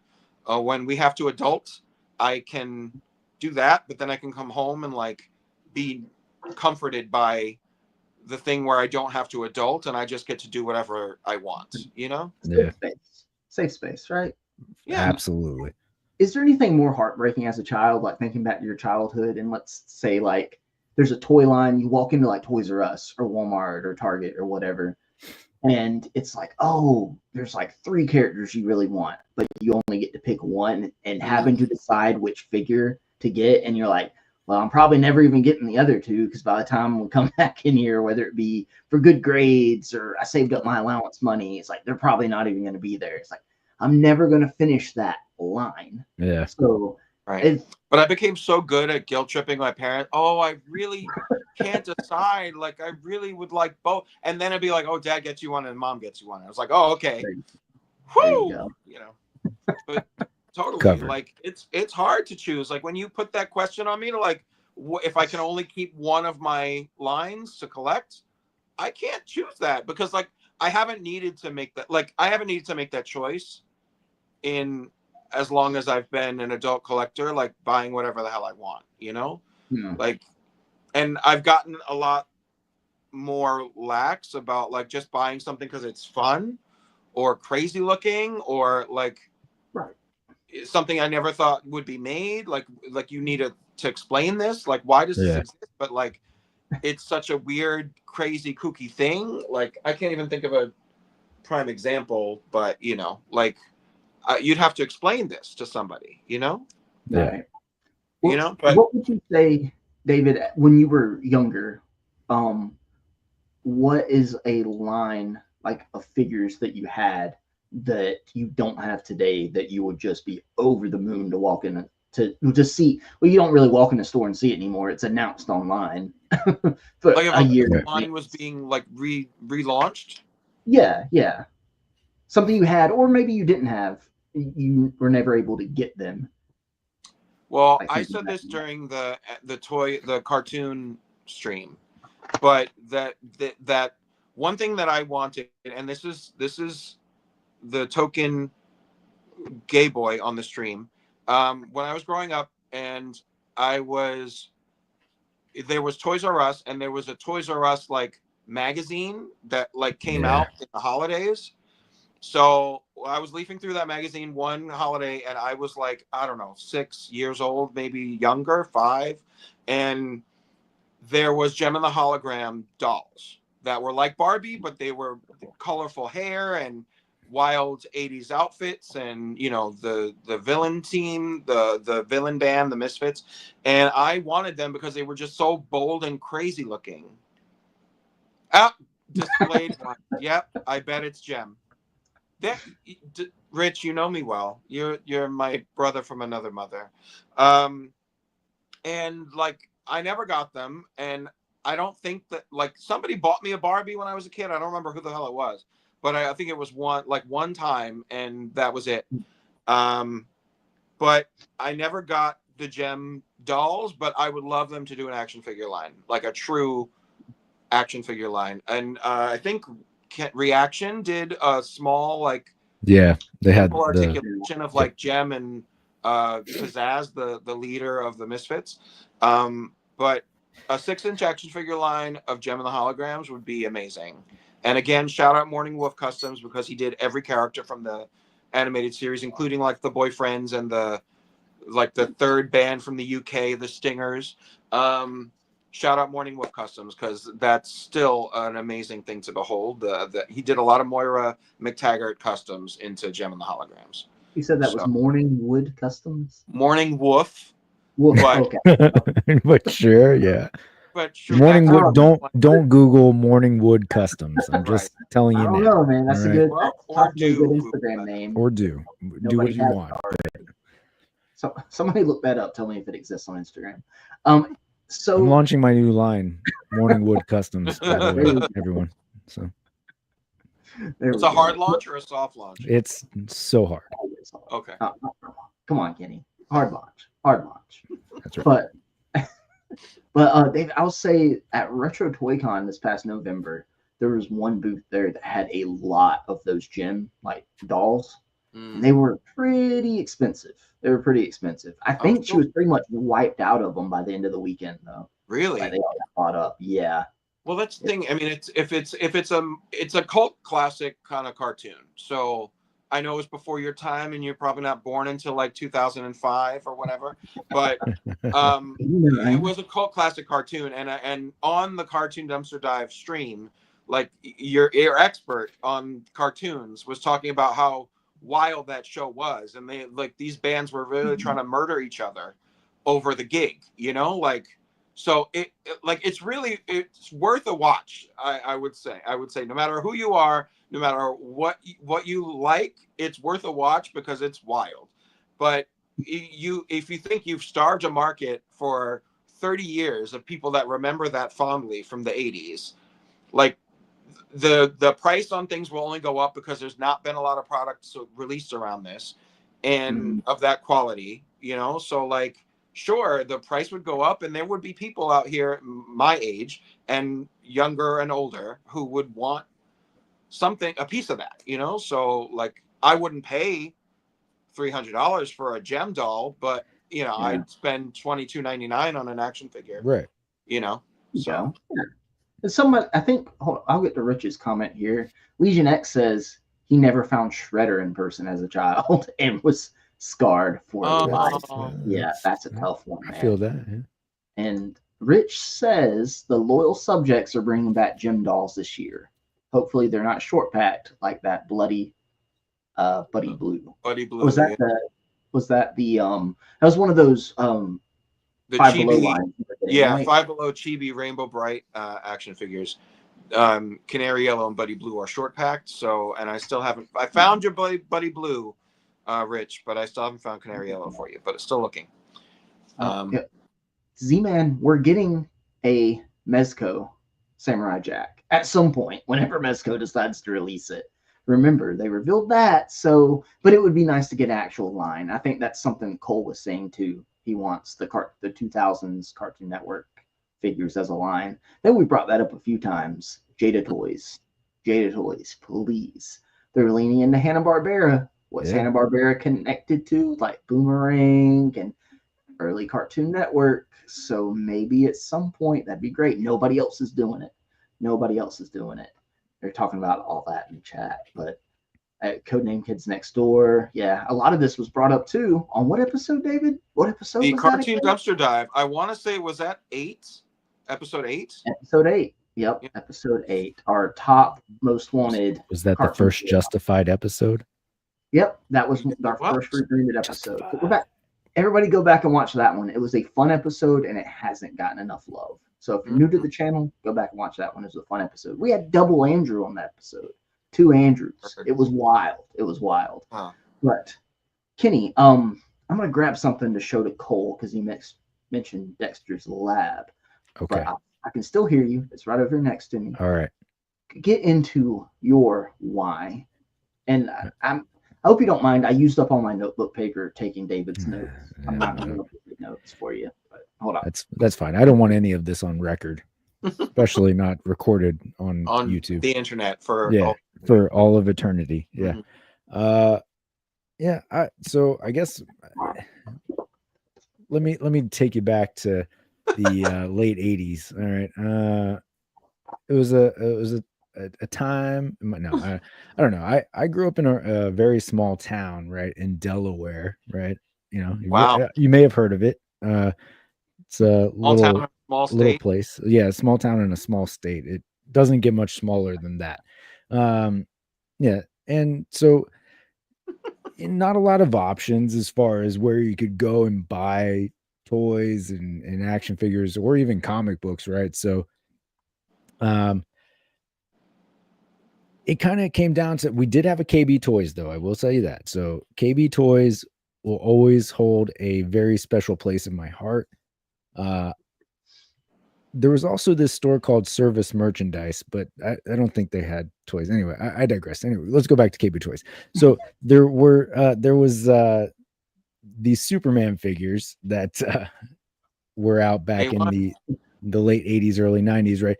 And I remember it came with like this little kryptonite ring, right? And I had this figure. So wait, you're talking about the DC superheroes from Toy Biz? Yes.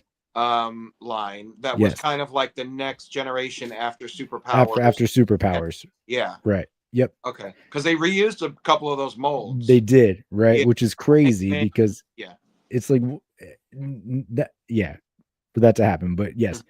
So I remember the Superman figure because my mom must have bought me this figure 4 times throughout my childhood, right? Because I either broke it or lost it or whatever.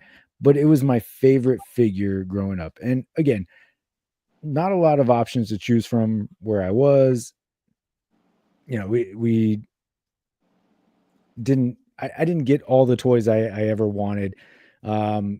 But, you know, my mom would buy me a toy, you know, every once in a while. But for some reason, that Superman figure really sticks out in my mind. Nowadays, I mean, to go back and buy that figure mint on card, that thing is worth a good amount of money, right? So I kind of wish I would have not broken one of those, but you try to like make it leap tall buildings in a single bound or something and like throw it. It's Superman, right? Yeah, exactly. Woo! Wait, before you go on, did you have Lex Luthor that like punched himself in the head? Do you remember that?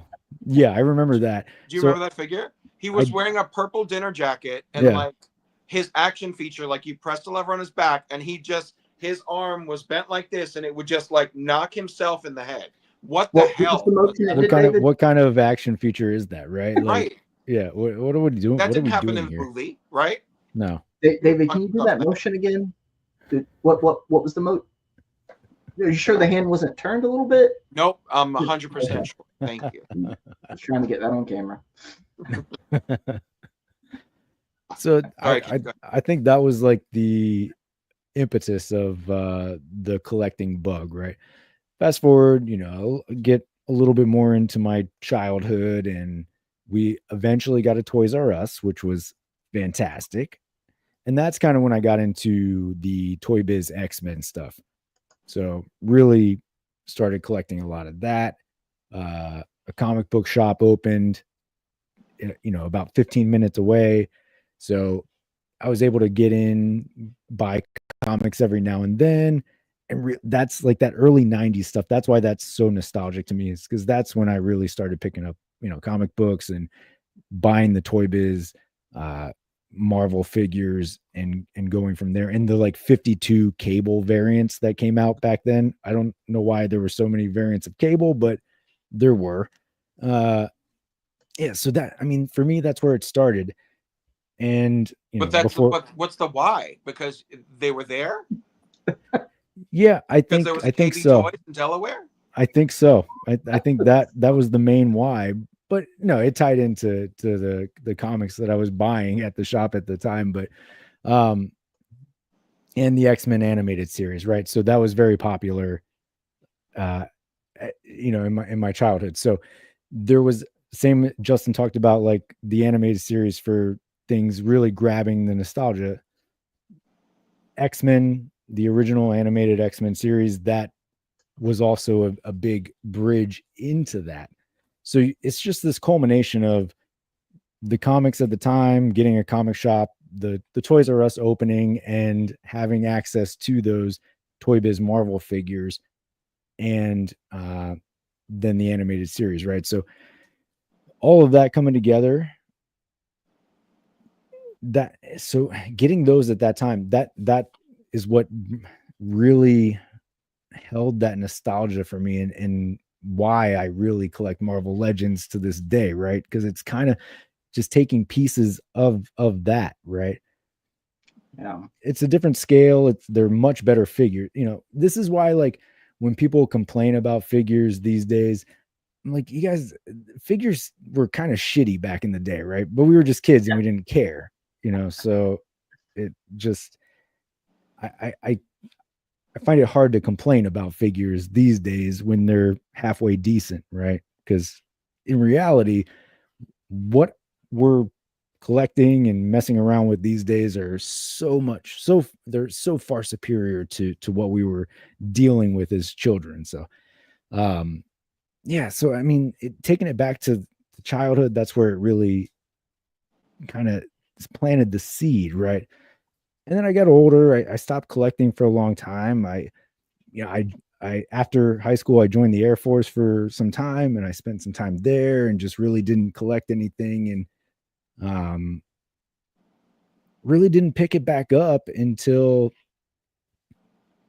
the movie stuff, right? I talked about earlier, like a lot of, as an adult, collecting ties into movie related stuff. So the McFarlane movie Maniacs, right? That was a really big something that really drew me back into collecting. So movie Maniacs, NECA figures, all that, the real toys. Remember the original NECA real toys stuff?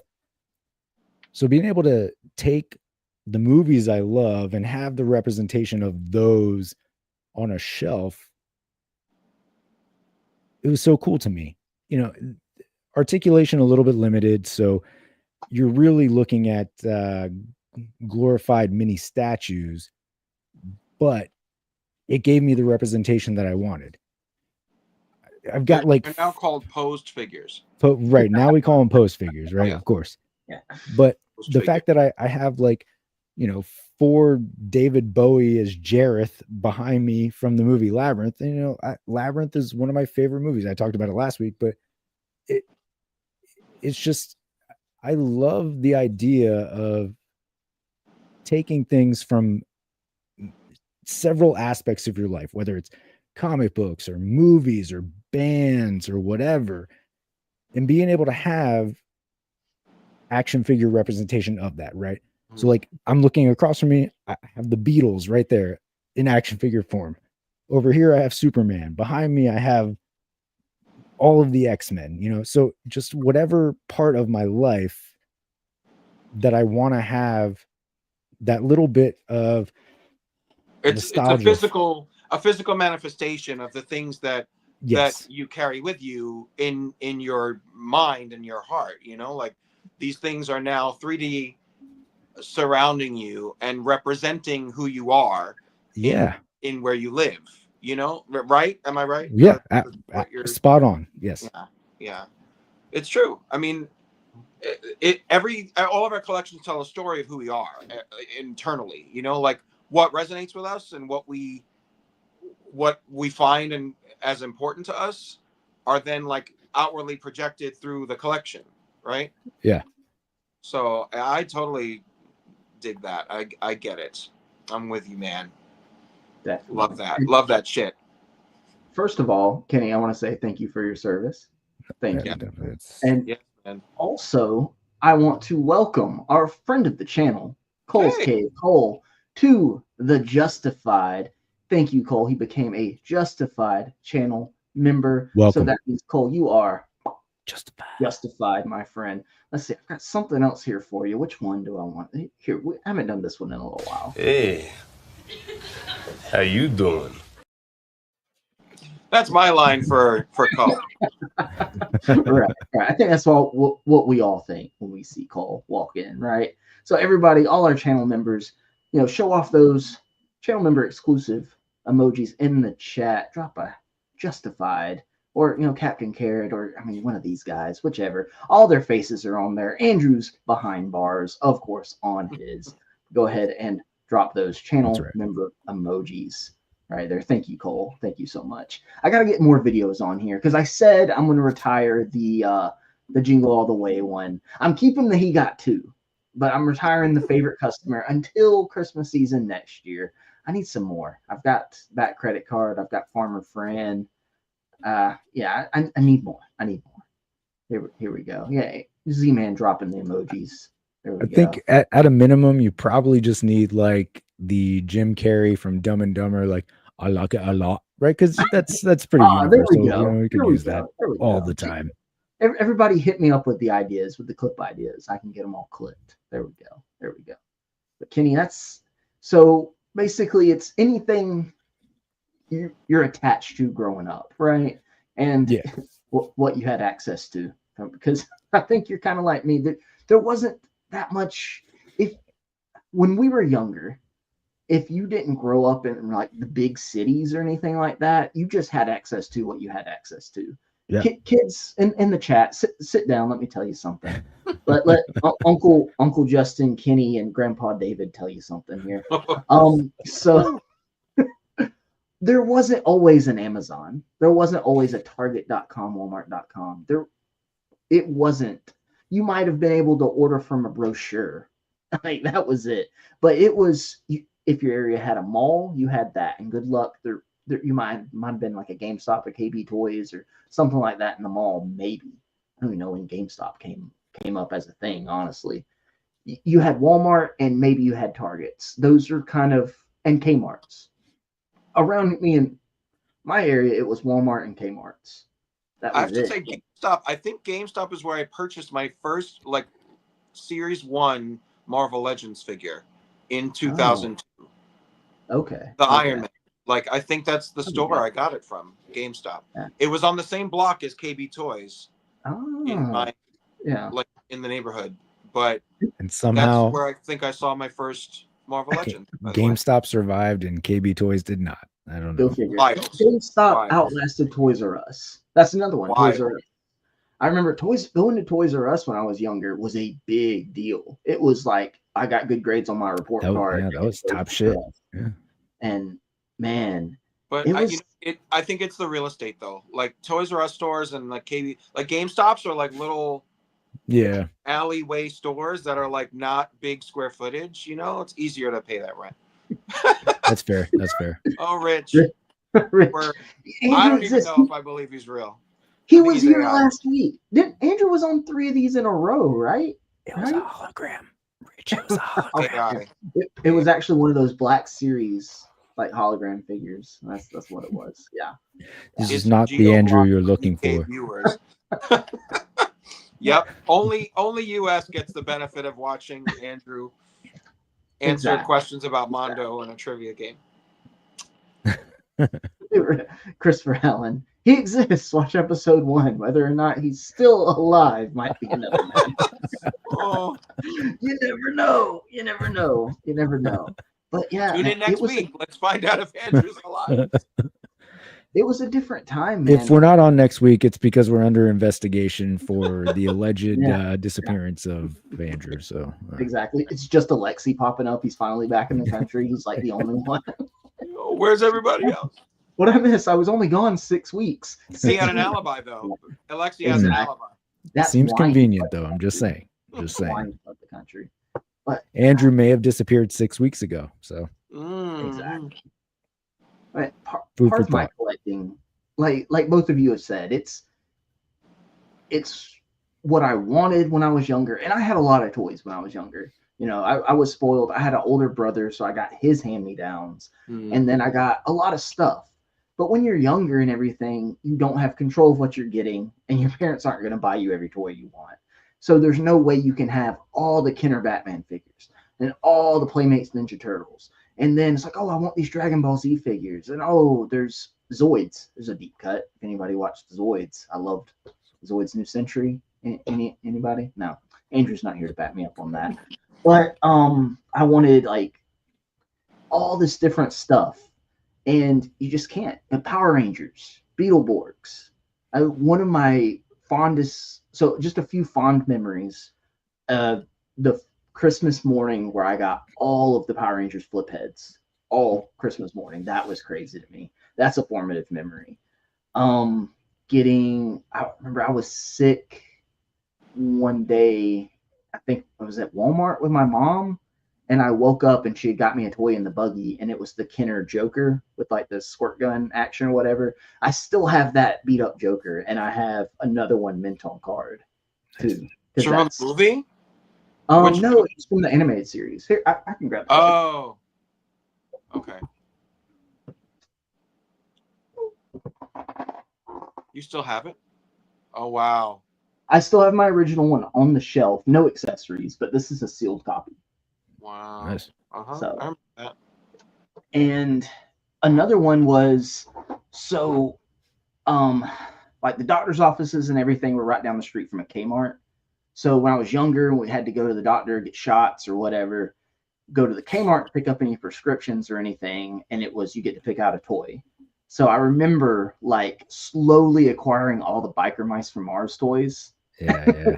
Throughout Kept the getting sick. man You of, were going to the yeah, doctor. I was like, going to school, cough in my face. So I need Vinny. I got Moto and Throttle. I'm one away, guys. Just get me sick. Let's go. And then, one stomach virus away from a right, from a and full then set. they did the variants. I was like, damn it.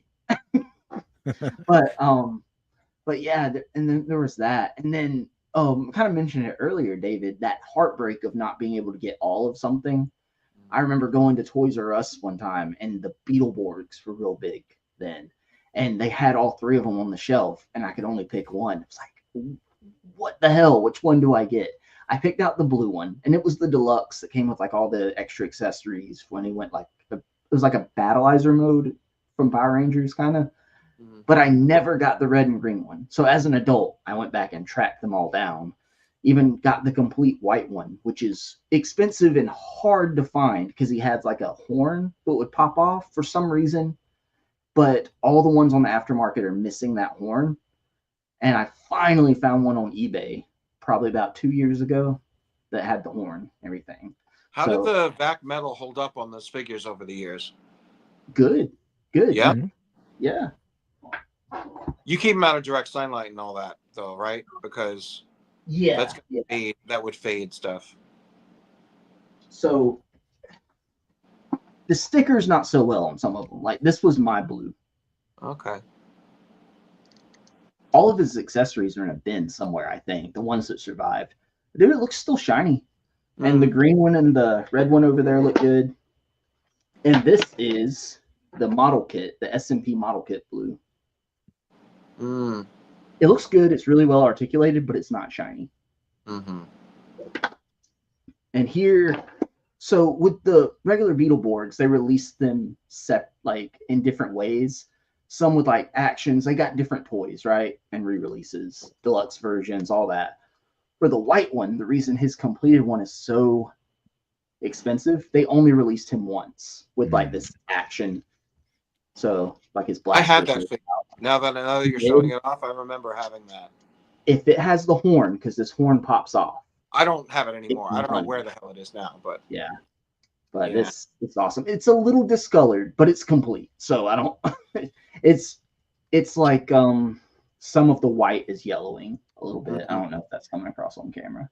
Yeah. But man, anything I watched when I was younger, Power Rangers, Beetleborgs, and then even like getting a little older, Dragon Ball Z, early Toonami and stuff like that, after school stuff, Dragon Ball Z, Gundam Wing, and stuff like that, you know, because when we were younger, right? Well, David, yeah, when some of us were younger, that's when anime was finally starting to become mainstream over here. The weeb shit, right? Pokemon. Pokemon was a big deal. I've got a big Pokemon collection. Being able to, as an adult and having adult money, you know, Yeah, being that's able a big to, part of it too. Yeah. yeah, yeah. If I see any line and I had them when I was younger and wanted them, it's like, well, I don't care as long as it's, you know, a decent price. I I want that. I'm gonna get it. So, like you said, David, it's kind of part of it is having control over what you have. And I have a distinct memory of when I was starting to get a little too old to play with my toys and wasn't playing as much, that I would start standing them up like on my dresser or something instead of throwing them in the toy box. Like start putting them up on the dresser. I should have known then that I was doomed to be a toy collector, but I didn't really Would know. you ever have guessed you'd be here right now with that wall behind you, live man. streaming on YouTube? That was the dream that you were making it right then and there. You just didn't know. See? Say what you will about Toddy Mac, but we have Batman Forever and Batman and Robin figures. I have an Arnold Schwarzenegger True. Mr. Freeze, an Uma Thurman Poison Ivy, Tommy Lee Jones Two Face, and a Jim Carrey Joker. Whoa. And Batman '89 this year. Yep. It's Speaking of old Kenner figures, though, that you were talking And Alfred. about. Don't forget Alfred. oh I mean, yeah. he looks No. black and white to me. Like he looks like He he's in really- grayscale. I'm so the, sorry. The skin tone is not good. Yeah. Like he looks Very ill. pale. Yeah. That comes with the but- Batmobile, right? Yeah, the Batman Forever Batmobile. Yeah. The green Batmobile. Yeah. Did you hear the rumor, Justin, that they're gonna do a bronze Batman '89, like one of the old Kenner figures that's like that copper color body? Do you remember the Batman '89 movie figures from Kenner? Do you remember there was one that was like the black mask, but like a copper colored body? I don't think I had that one. I know what you're talking about. Like So there's a rumor they're doing that. They're redoing that in McFarlane's '89 releases.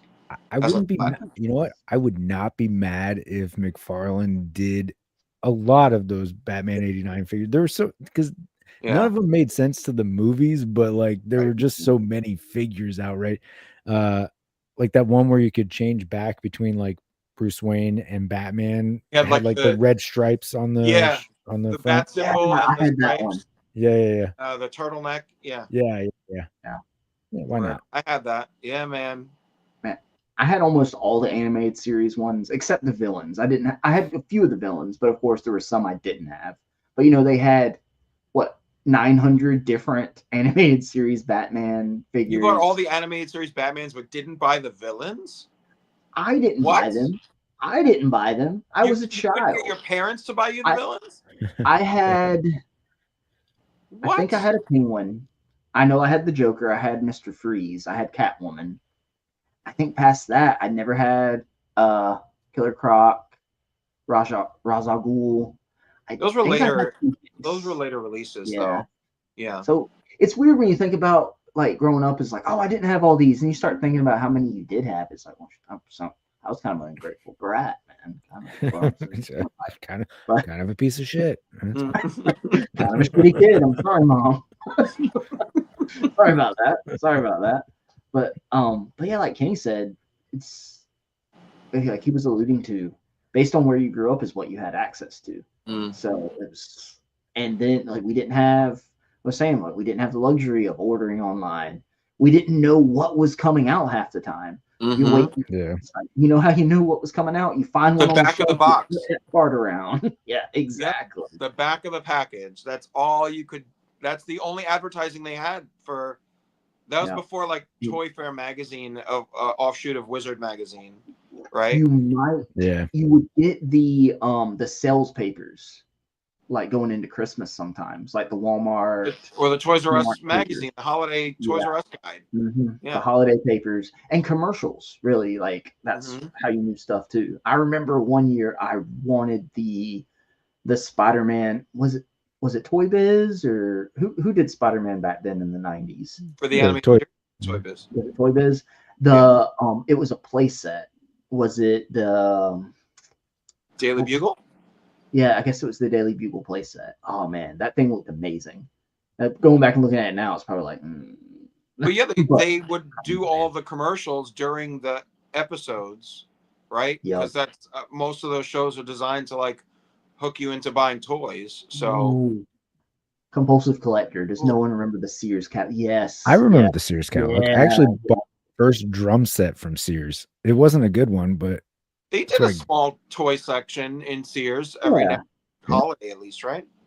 Yeah. They sold action figures in Sears, right? I also don't play the drums, so yeah.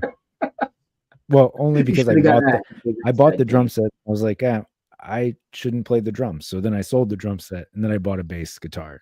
And anyway, that's a different story. But Is it because David put his nuts on your drum set? yes, There we go. There we go. If that's not incentive to play it, I don't know what is. Whip out your guitar and play us something right now, Kenny. Yeah. Mm. Whip it See out. what gets flopped on it. But man, it's Mhm. thinking back on just, I guess like your just childhood just really influences what you collect. But would you say that what I think someone posed this question or a version of this question up? Let me see if I can find it. Was it Legion X talking about world It building? it might have been Rick on what would get you like into like a new line. I think that you're not nostalgic for. Was that the basic gist of the question? I'm looking up for it. I should have started when it popped up. I'm sorry, Rick. Rick, if you're here, post the question again. But then by the time you It was you Rick. hear this Yeah. and type it, I'll see it. No, I'm not gonna find it. So oh, here we go. He said, how much is world building a factor of choosing to start a new toy line? Like to get the upcoming SH Figure Arts Harry Potter figures, but will they make all the main characters? That's a good question, Rick. That's a good question. Who wants to So go first? I think it depends on how big of a fan I am for that property, because they're always going to do the main character, right? The main probably unless you're Super 7 and it's Yeah. The Simpsons, but yeah. good one. Womp womp. Well, a good example for me is Dasan Model. You can get their figures off AliExpress. They did an Inuyasha figure. I loved Inuyasha. There's an anime. I know they're never probably going to do any of the other characters, but I really wanted a good Inuyasha, and it's soft goods and everything. It was a good price, so I got that. That being said, if they now that I have that, they backtrack and do other characters, I'll definitely pick them up. So it just depends on if that character's ever been available before, what my attachment to the character is.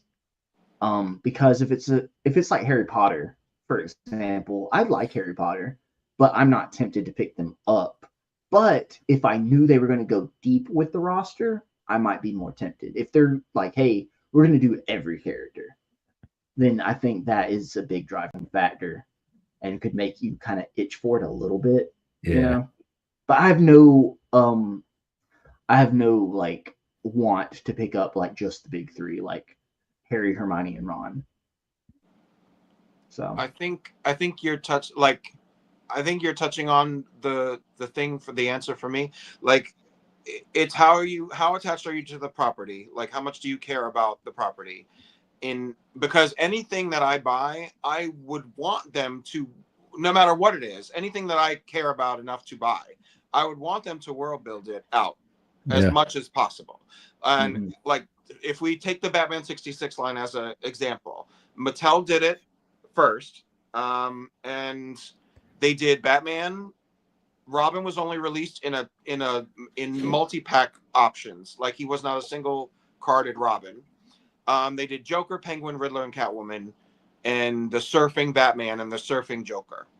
So, and that was the first time since 1966 that they've really done action figures for this property. So there was no precedent, there was no expectation set because this was the first time anybody did it. So you would assume that they would do those four major villains and Batman and Robin. Then they did a Batgirl, which was like surprising. But then that was it. They ended the line, and so I left that line thinking that was all they'd ever release. That was all any company would ever do. Then McFarlane starts doing Batman 66.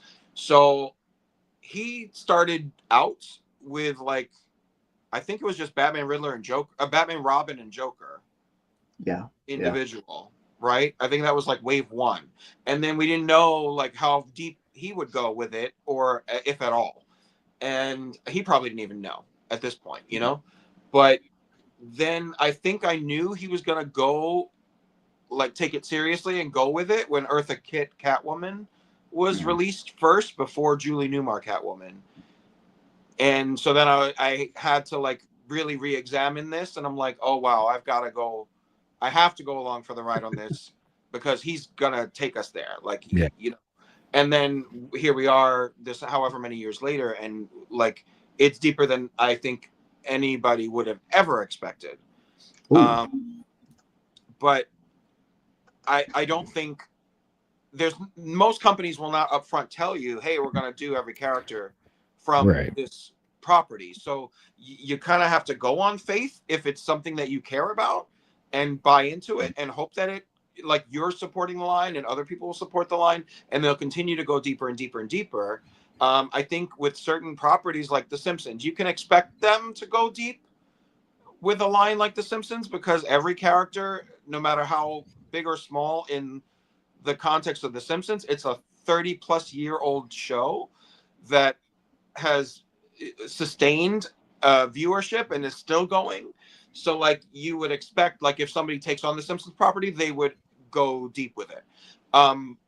But when, like, Kenny, you brought up Super 7, like, when you see how Super 7 handles the beginning of Simpsons, they didn't nail all of the main people first. So you think, oh, they're going to go for a long time with this because they're giving us like robot Itchy and Scratchy, right? Yeah. Like, you know, and so you kind of are tricked into thinking that they're going to go deep with the line. So then you buy into the line. What a false sense of security, right? Like, right. Yeah. So you really never know. I think what you just have to do is go on faith. And if it's something, it's a property you love, buy, you know, support it and let it feed the nostalgia for you as long as it will go on. Yeah. And if it cuts short, then you appreciate what you got. And if it goes on forever, then you can continue to appreciate it for longer, you know? So that's just my long-winded answer to that. As a seasoned collector too, forever. As a seasoned collector too, you can kind of judge by the toy company that's doing it too, right? Mm-hmm. Like if it's a Mafex or a SH Figure Arts, you know they're going to do the main characters eventually, but you're not going to get the ancillary characters most likely. Mm-hmm. If it's a Hasbro or a McFarlane or a Mattel, chances are they're going to go deep. Or Jada now. Yeah. Or Jada, you know, showing they're doing whole lines. If it's like Super 7, just no. You're gonna get Christmas Harry and Thanksgiving Hermione and Halloween Ron, and that's it. That's it. But yeah, what do you think, Kenny? Yeah, I don't know. Like, to me, it depends on the line. For Marvel Legends, world building is the absolute most important part of it. But for other things, I mean, Superman, for example, right? I'm not building a world. I mean, if I am, it's like a psychotic fever dream, but it's not, it's just a collection, right? It's not a world. But anything that anything anyone releases for Superman, you're buying it, right? Yeah. So it's green, orange, pink, don't matter. It's I was going to ask Dean Cain Superman. Would you buy figures based on the Lois and Clark New Adventures of Superman? 100%, no questions asked. Yes. Terry Hatcher and Dean Cain. Yep. Yeah, I was a kid when that show came out, and I loved that show. So after the Reeves movies, I've started watching that over now. Yeah. So I'm in episode 3, but like, I think so many things hit at the right time too for Superman and media for me. Like, all right, so I'm a kid. The Reeve Superman movies had already been out right before I was born, but like I grew up I was a kid in the mid 80s, and I grew up in Superman 4. That's probably why that is the most nostalgic for me.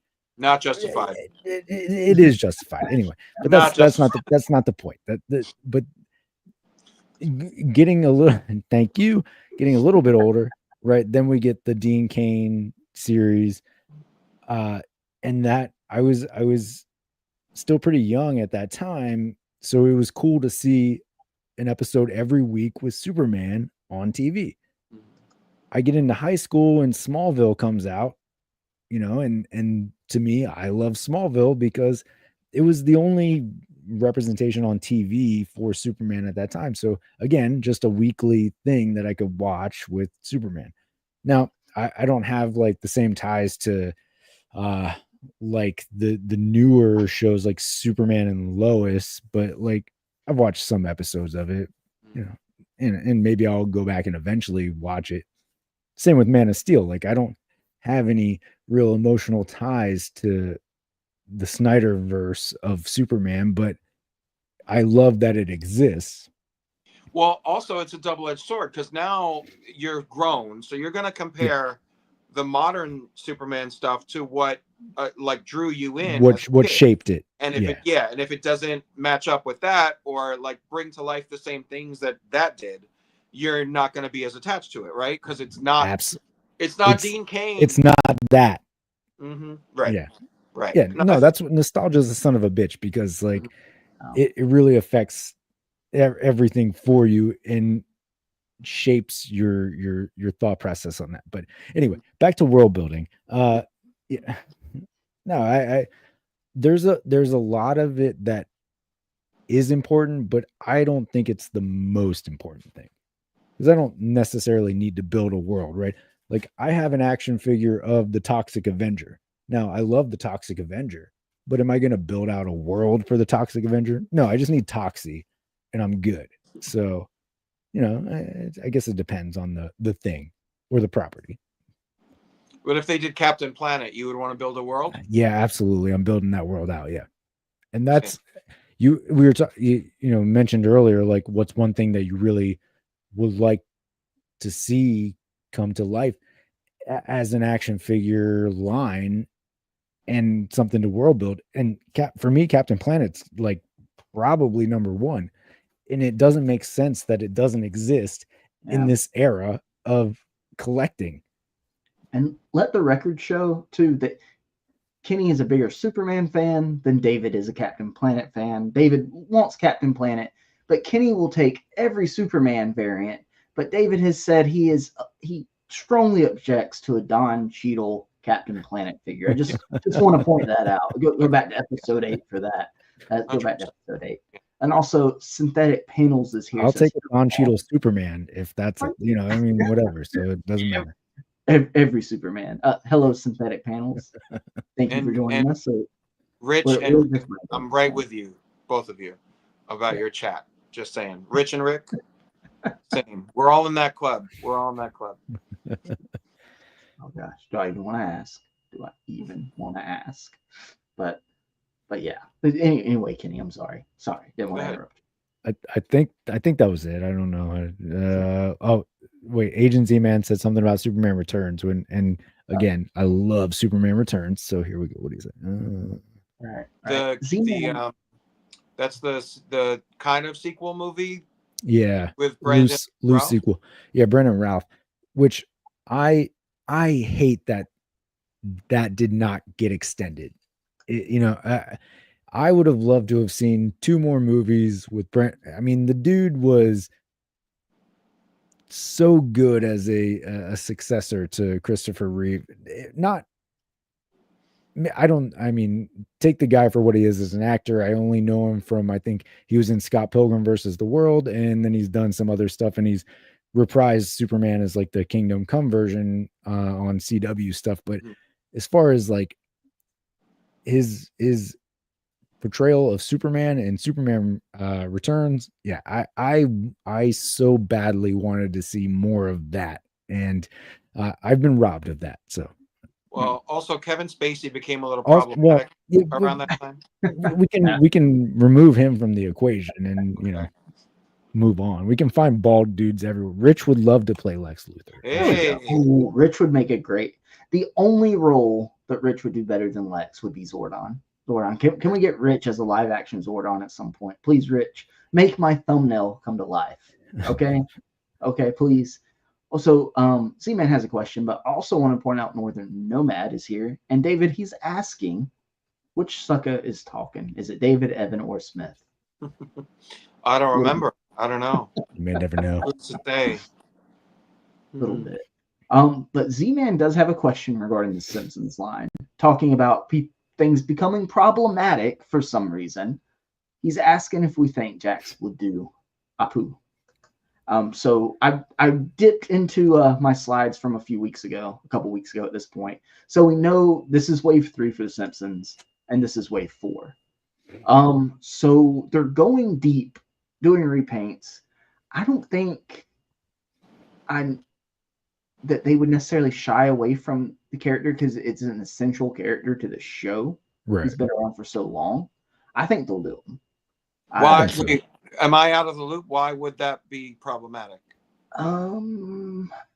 Well, it was coming around that I guess he was deemed offensive because of the accent. I don't know if it's due to the voice actor or just the portrayal of him like running the Quickie Mart, of it being like a stereotype. It was a stereotyped thing. But basically. did they take the character out of the show? I think so at some point, didn't they? Well, one of the voice actors passed away that did a bunch of the voices. Right. And maybe he was the one that did Apu's voice? No, Hank Azaria does Apu's voice. Oh, so is it problematic because he's not of that descent? I'm pretty sure Apu still is on the show. I don't know. I mean, I'm a few seasons behind, so I'm not the right person. Oh, there you go. Rich knows. There you go. Since 2020, Apu has not spoken. He's still there, but no storylines. See, man, the work. Okay, this is all I'm gonna say. Stuff getting taken away for people that aren't affected being offended is a problem, and that's where you run into problems. I don't know, man. I don't know. To me, it's dumb. It's dumb. It's a show. It's a cartoon. It's dumb. Z-Man says he's a brown guy and he loves Apu. Yeah, so, isn't it representation, whether it's a stereotype or not? I live in South Carolina. I'm southern U.S. I don't get mad about rednecks being portrayed on. It's like people might think that everyone from South Carolina is a redneck. That doesn't bother me. It's funny, honestly. I love Joe Dirt, the movie. Love's a strong word. I found it entertaining at the time. Nope, it's on record. You love Joe Dirt. Oh God, I shouldn't have said that. Jesus Christ. No, it was a movie, right? It was a movie.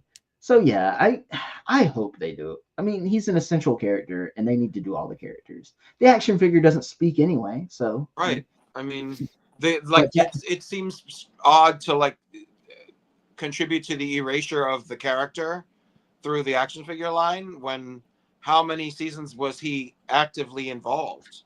Yeah. It just seems bizarre to. Cole loves Apu, and. Compulsive Collector, almost midnight. Justin's ready to get the problematic portion of the program. Yeah, this is when we normally come across problematic. Welcome, right, everyone. But we see they're doing the B guy, and we're getting the Bart repaint. They've got to do Apu. They've got to do Apu Z-Man. Hopefully they do. Yeah, it's an action figure. I don't see any. Do we think they're doing 4 waves a year? It seems like they're really cranking them out. So, and I honestly wouldn't surprise me for it to be more than that. There's so much to choose from. So yeah, and they're going to mix in repaints too. Well, I mean, obviously Bart is already. We've already got a repaint. We talked about this already, but yeah, Bart is. Yeah. I mean, with the formula, they could either use it as an excuse to say, "Oh, we'll get to Apu eventually," and just never do, or they'll crank out so many figures that they'll get to him very quickly. Like, who knows? The world of Springfield Apu price might skyrocket at that point. So if you're worried about it, maybe make sure you have him to mix in with your Jack Specific. Although Jack Specific, they have the chance to do one of the funniest things because they're also doing the talking dolls, right? They did the Krusty doll.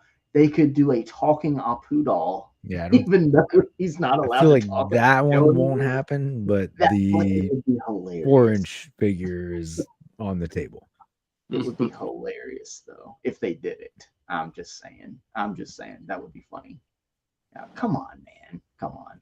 But yeah, I think they're gonna do all the characters eventually. Yeah, David, like you were saying, at least 4 waves a year. I think they might crank out 5 or 6. To be honest with you, they're pretty simple figures to do. Yeah, and it seems like part reuse for a lot of the torsos.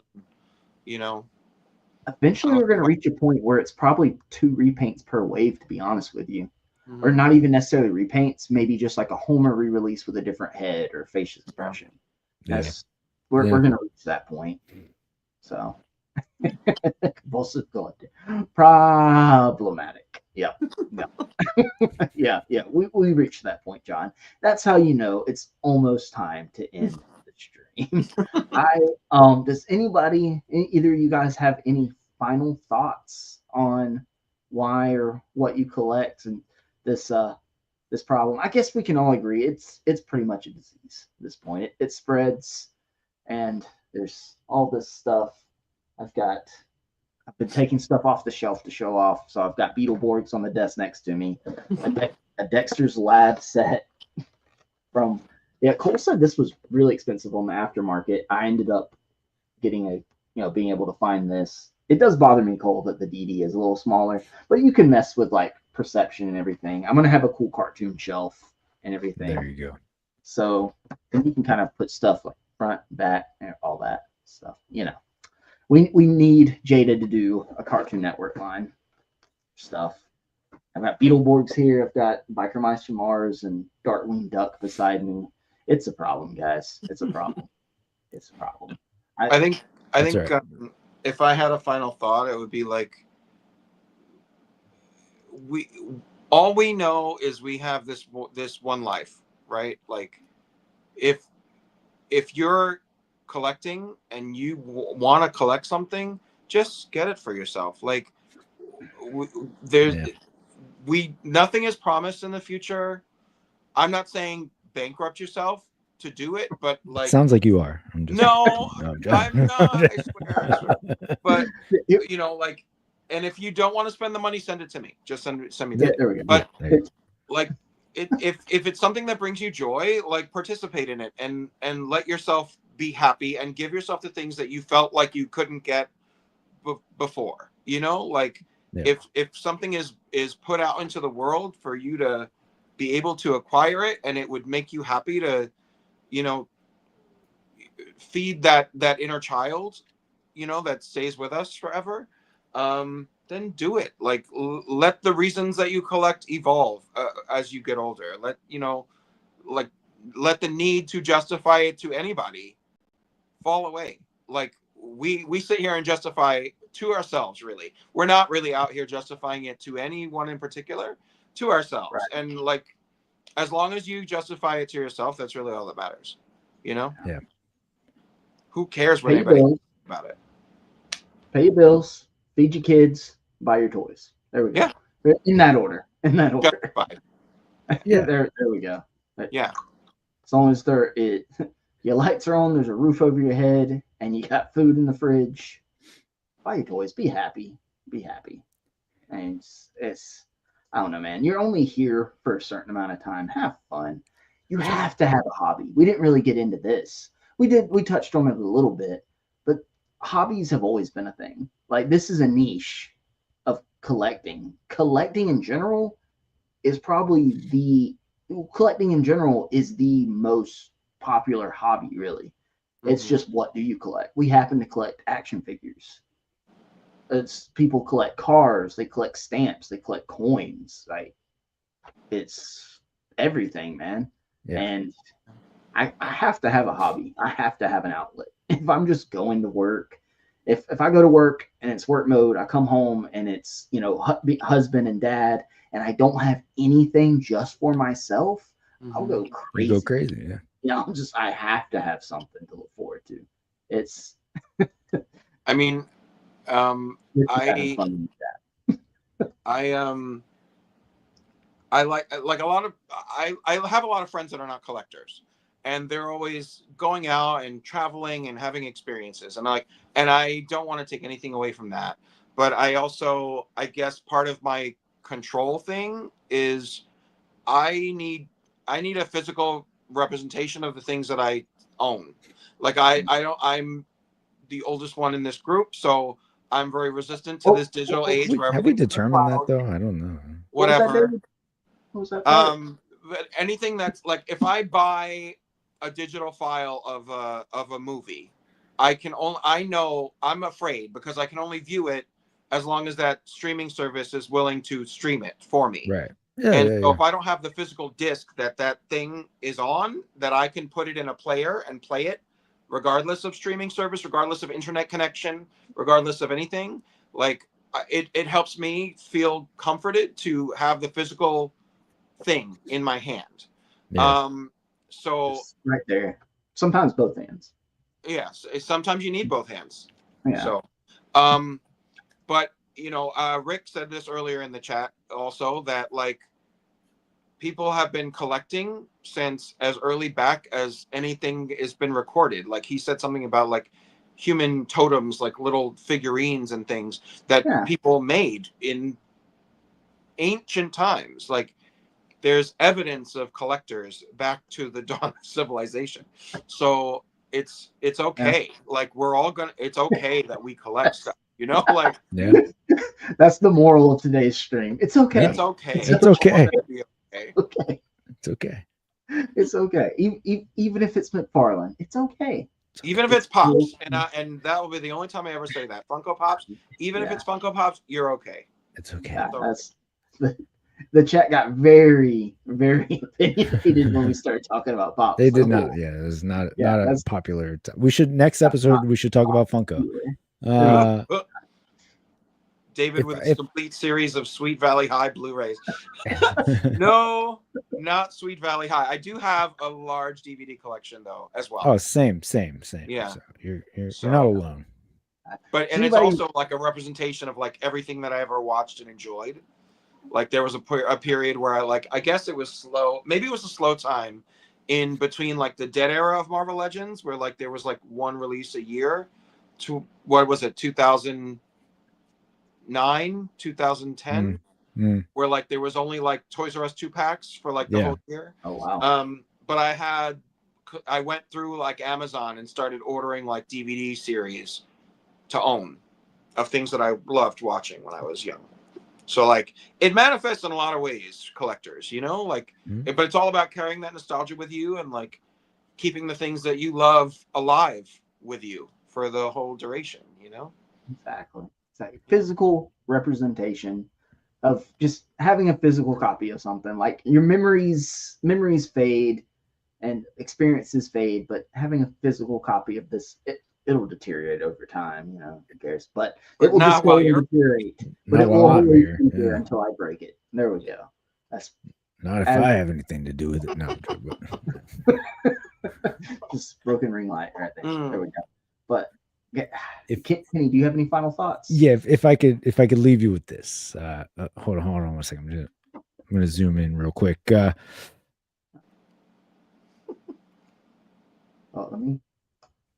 we go. I'm just living out my childhood repressions, and that's okay. It's okay. It's okay. It's okay. It's okay. That's gonna be on a mug now. It's okay.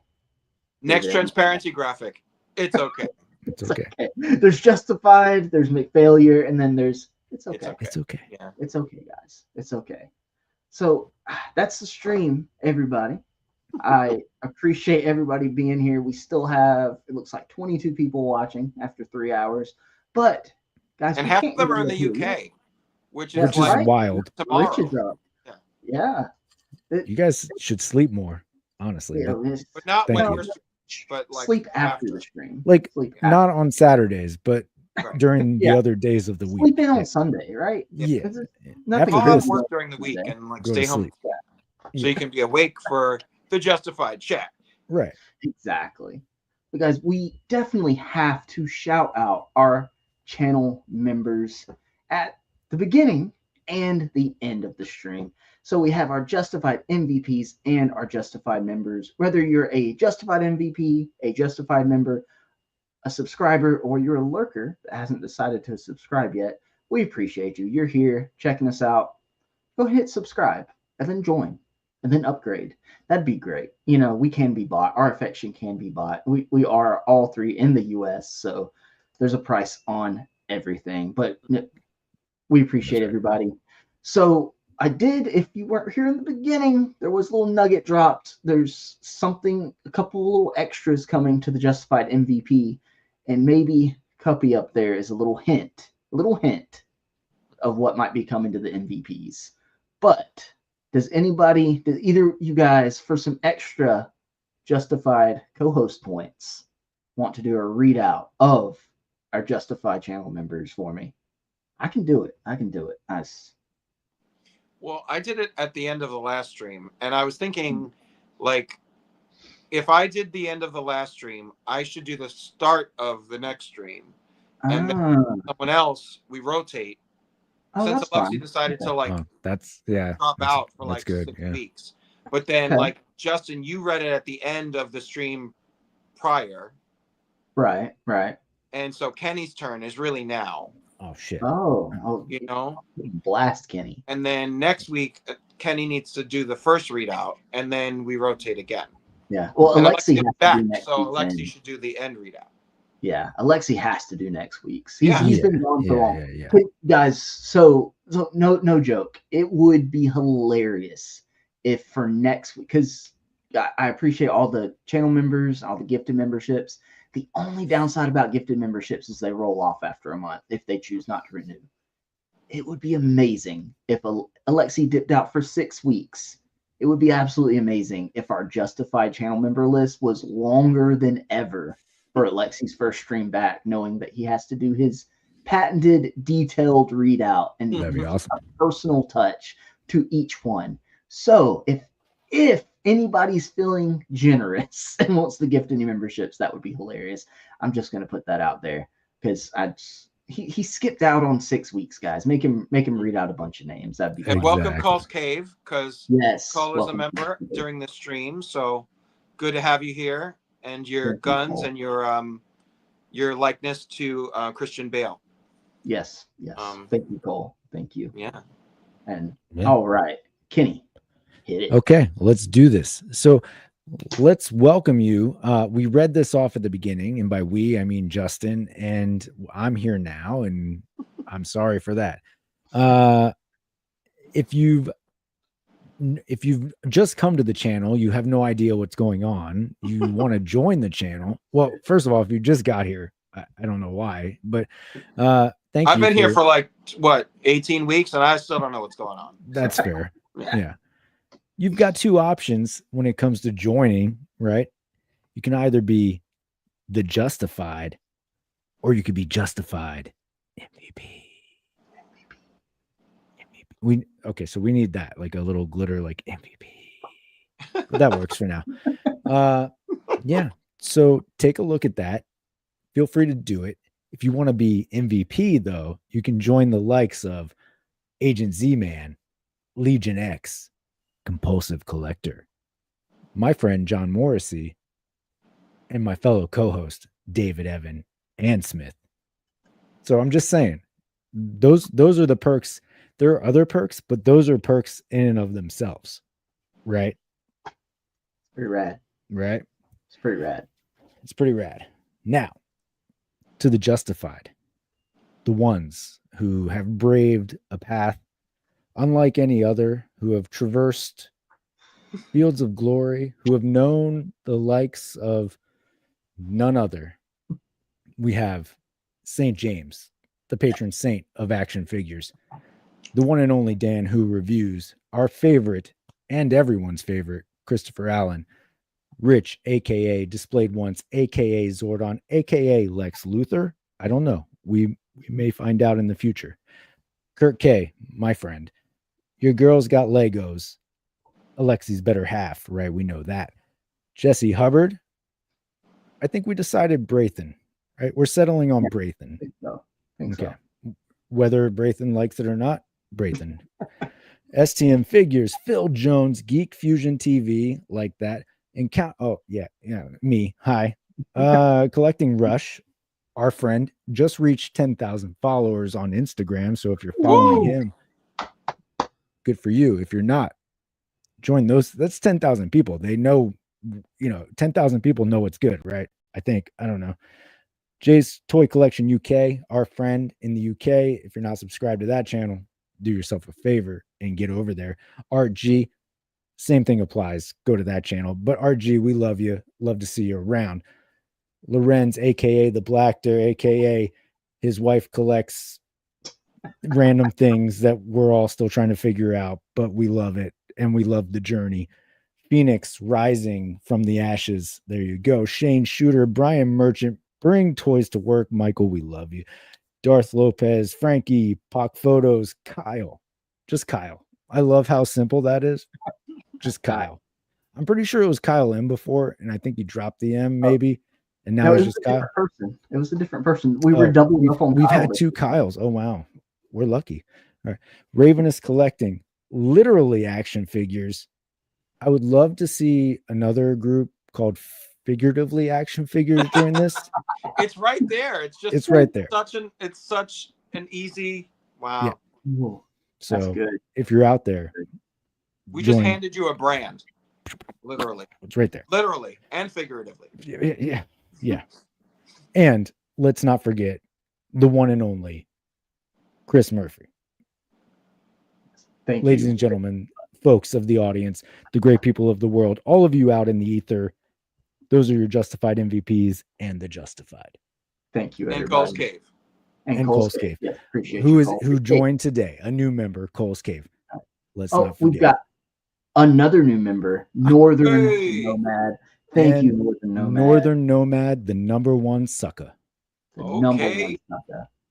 What do we have for you over here, Northern Nomad? First of all, you're Justified. Second of all, let's see here. Okay, so Northern Nomad, we will depart on some words of wisdom. Okay, I think basically to sum up everything we said today, we'll leave it up to our friend Farmer Fran. Have a good night, everybody. We appreciate you. Farmer Fran's going to sign us out.